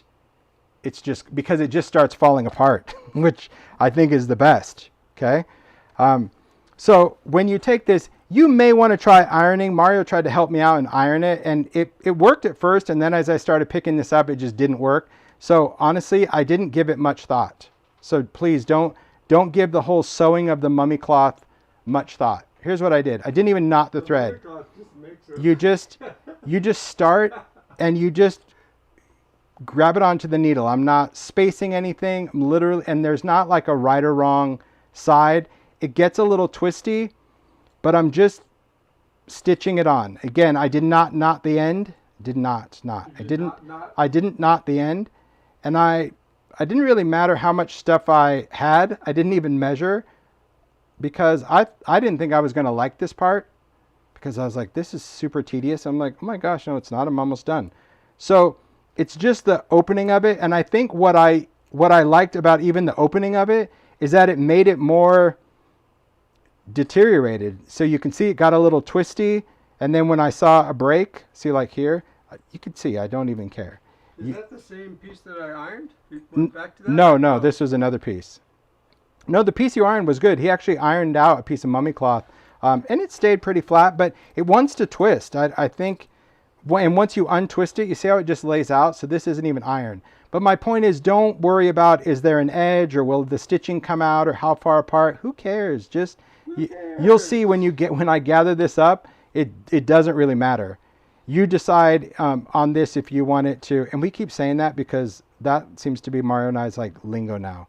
Because I used to freak out about everything, and that was kind of my motto. Is one day I kind of had a little meltdown, and then I'm like, I'm worrying about this and worrying about this, and I don't know why I'm worrying because who cares? And Mario just starts laughing. He goes, "That's hilarious. You need to start saying that out loud to yourself because, look, the thread. See, who cares? The thread came out. That means I'm done sewing. If the needle came out, we're done. So." Cut the mummy cloth right there. I took the threads, I tied it into a knot. There we go. Then I just open that up. Get my little threads, choppity chop. Okay, here's my little flouncy collar. So see right now it just doesn't matter. Okay, so here's what I did on the skull. Let's see, who's ready? He's ready. Look, he's just smiling. He's like, I am. Okay. He's ready to be flouncy. So what I needed to do is I needed to put this around his neck. But before I did, I knew that I needed to actually put the straw in. So I used this fancy little tool known as a glue gun because you know how hot these are. So I just put the glue gun right into his neck and just kept pushing and pushing and twisting and pushing with the glue gun. And there's the hole. And then I just did that, making the hole big enough for the straw. But if you have a Dremel, you could drill it, but see, that wasn't big enough. But if you have a glue gun, it's going to be hot enough to just melt the plastic. So do whatever works. There we go. Perfect. Okay. So once the hole is done, I'm going to glue the collar, but I want the collar to be around the hole. So I'll take the collar and I'll set it down. Just kind of open it up, just so I have an opening in the middle. I don't know if you guys can see that, and I can't really zoom in, but in other words, make a hole that hole can kind of go in. Take your hot glue, put some there, put some right like on that high area. That's all. It doesn't need to be much. And then you're just going to place this down. Just kind of position where you want your flouncy collar to be. And I stick it down, but I'm gluing onto the mat, so it doesn't really matter where that goes. Does that make sense? So I'm not trying to, because often with hot glue, people like try to touch stuff and you burn yourself. But if you're just using your mat, wherever that glue is oozing out through the cloth, it really doesn't matter. Okay, so while we're doing that, I'm just going to take off some of these layers because really my fingers are not this dirty. I'm just going to take off some of those layers. There we go. Okay, because I'm just looking at my hands and I'm like, they're pretty trashed. Okay, so once that's done, we're just going to do a little twist for the dismount. There we have it. There's our collar. There's our hole. Then we'll take a little bit of hot glue. We're going to put that now pretty much in the hole that we just made for the straw. Take the paper straw, twist it in there. Oh my gosh, she's hilarious already. There's our little collar. See? Man, look at that. And then a hat. So let's see. Oh, see, we can do this little purple party hat. Why not? That's great. And you could put it right on top, but I just think he's got a little swag when he just goes on the side. So I'll just take the party hat. I'm going to add a little bit of hot glue around the edge, just on the inside of that party hat. And then just give it a little angle. So we'll tip that, place that down, and I'm just going to position that right there just for a second, just let it dry. So you can position, honestly, however you want. You could add bells to this, you could add glitter, you can do whatever, but there you go. There's your little party pair. I just think they couldn't be easier. They're fun. I do love the purple party hat. Isn't that great? But super fun out of something, honestly, all just dollar store stuff. And normally I'm not that, but there are so many things that you can use what you have. You know, your papers, your pom-poms, your glue, your inks, and just make something fun. And I think the sinisterness is what makes it fun, because these, like I said, they could still be silver, but I don't know, it's about the authentic coloring that makes me laugh, because it is hilarious. But yeah, they could totally be crossbones. Someone said they see crossbones under there. So you're right. It could be kind of these cool crossbones, and maybe you want to, yeah, kind of cut one of those skulls. Maybe you're even going to do smaller bones. It's just cool. Fun stuff, but inexpensive, that you can take your supplies to alter them. So that's really what I wanted to share from that type of make, which inspired, we're in the home stretch. I'm just going to talk real quick about some other ideas. There we go. Perfect. Perfect. Just to remind you of what's done, what could be done, and I'm not done. Meaning, this was a make that I did because as I was going through, I remember doing a cabinet of curiosities. I want to make one for Halloween. So you can go back to past makes and add elements. I saw put on a red nose. You totally could. That'd be very creepy. Go back to past makes and see if you can give that a new theme. So this was one of an idea-ology make that I loved making, just creating this little cabinet. But now I want to make one for Halloween. I want to put the jack-o'-lanterns in. I want to put bones. I want to put more bugs in jars. So maybe I won't put it on a clipboard, but I'm going to revisit this make and do a cabinet of curiosities for Halloween. I know the makers did some great things with this idea, but I love the idea of the doors. Now I don't have to use mica. Now I can go in and use, you know, the shattered windows, which will make it easier. Just, that's what I plan to do for October, because I had a good time. This was a blast. So if you're looking for a quick make, you can either use one of these clocks, or you can do anything that you want and just build a scene inside a vessel. Again, the shattered, these are great just to, even if something doesn't come with glass, like a picture frame, put these in a picture frame. So just go to the dollar store or the craft store, get a picture frame, do your collage, use your idea-ology stuff, whatever, and put that instead of the glass in the picture frame, and you could change it up. Tiny lights, just to me, are like, they're the win. There's just good fun for all of that. This was another one that, it's one of those that I wish I could replicate, but I couldn't because we don't have the stuff anymore. But this was when we did the little glass snow globes. And remember, I did a crystal ball with the drippy candles. And this is, if you want to make a crystal ball, so maybe you wanted to create something out of this and make a crystal ball, you could use the same idea for something big. So if you want to make one of these for your house, this is a styrofoam ball that I just covered. I wrapped purple tiny lights around a styrofoam ball, and then I took fiberfill, you know, that fluffy pillow stuff, wrapped that around, didn't glue it, just literally wrapped it around the styrofoam ball inside a globe, and then when you turn it on, it gives you that cool crystal ball effect. So that's another way that you can alter something quick. And even if you didn't want to use glass, you could do this with plastic. So those were all ideas, but I think the one that I'm really going to champion more than anything was this, because this is one of my favorite Halloween makes using the Sizzix Village collection. I did this cool creepy manor in a book, and I put the tiny lights in there, and I love that it's all falling apart. And I loved making it. I loved it being in the book, but I really want to create one that goes in here. So that's going to be my October make. Hopefully it doesn't take me the whole month, depending on my deadlines, but I am going to make, and I will share on social when I make it, because what I'm going to use, because I was scouting it out already, because I said to Mario, I'm like, I got to figure this out. What dies do we have? So Paper Village 1 and 2, these little ones, these have some really great structures.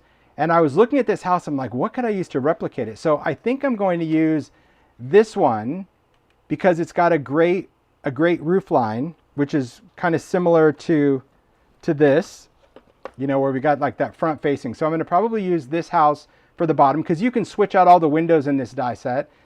And then for the top, I know we don't have anything that has like a mansard roof, but I can either use this and have a peak tower, but I think it might look like a schoolhouse. I might use a die from this set to create that top piece, because I can take like that little wider version. I'm not sure, but I am still going to just try to mimic that, because these will definitely fit in here.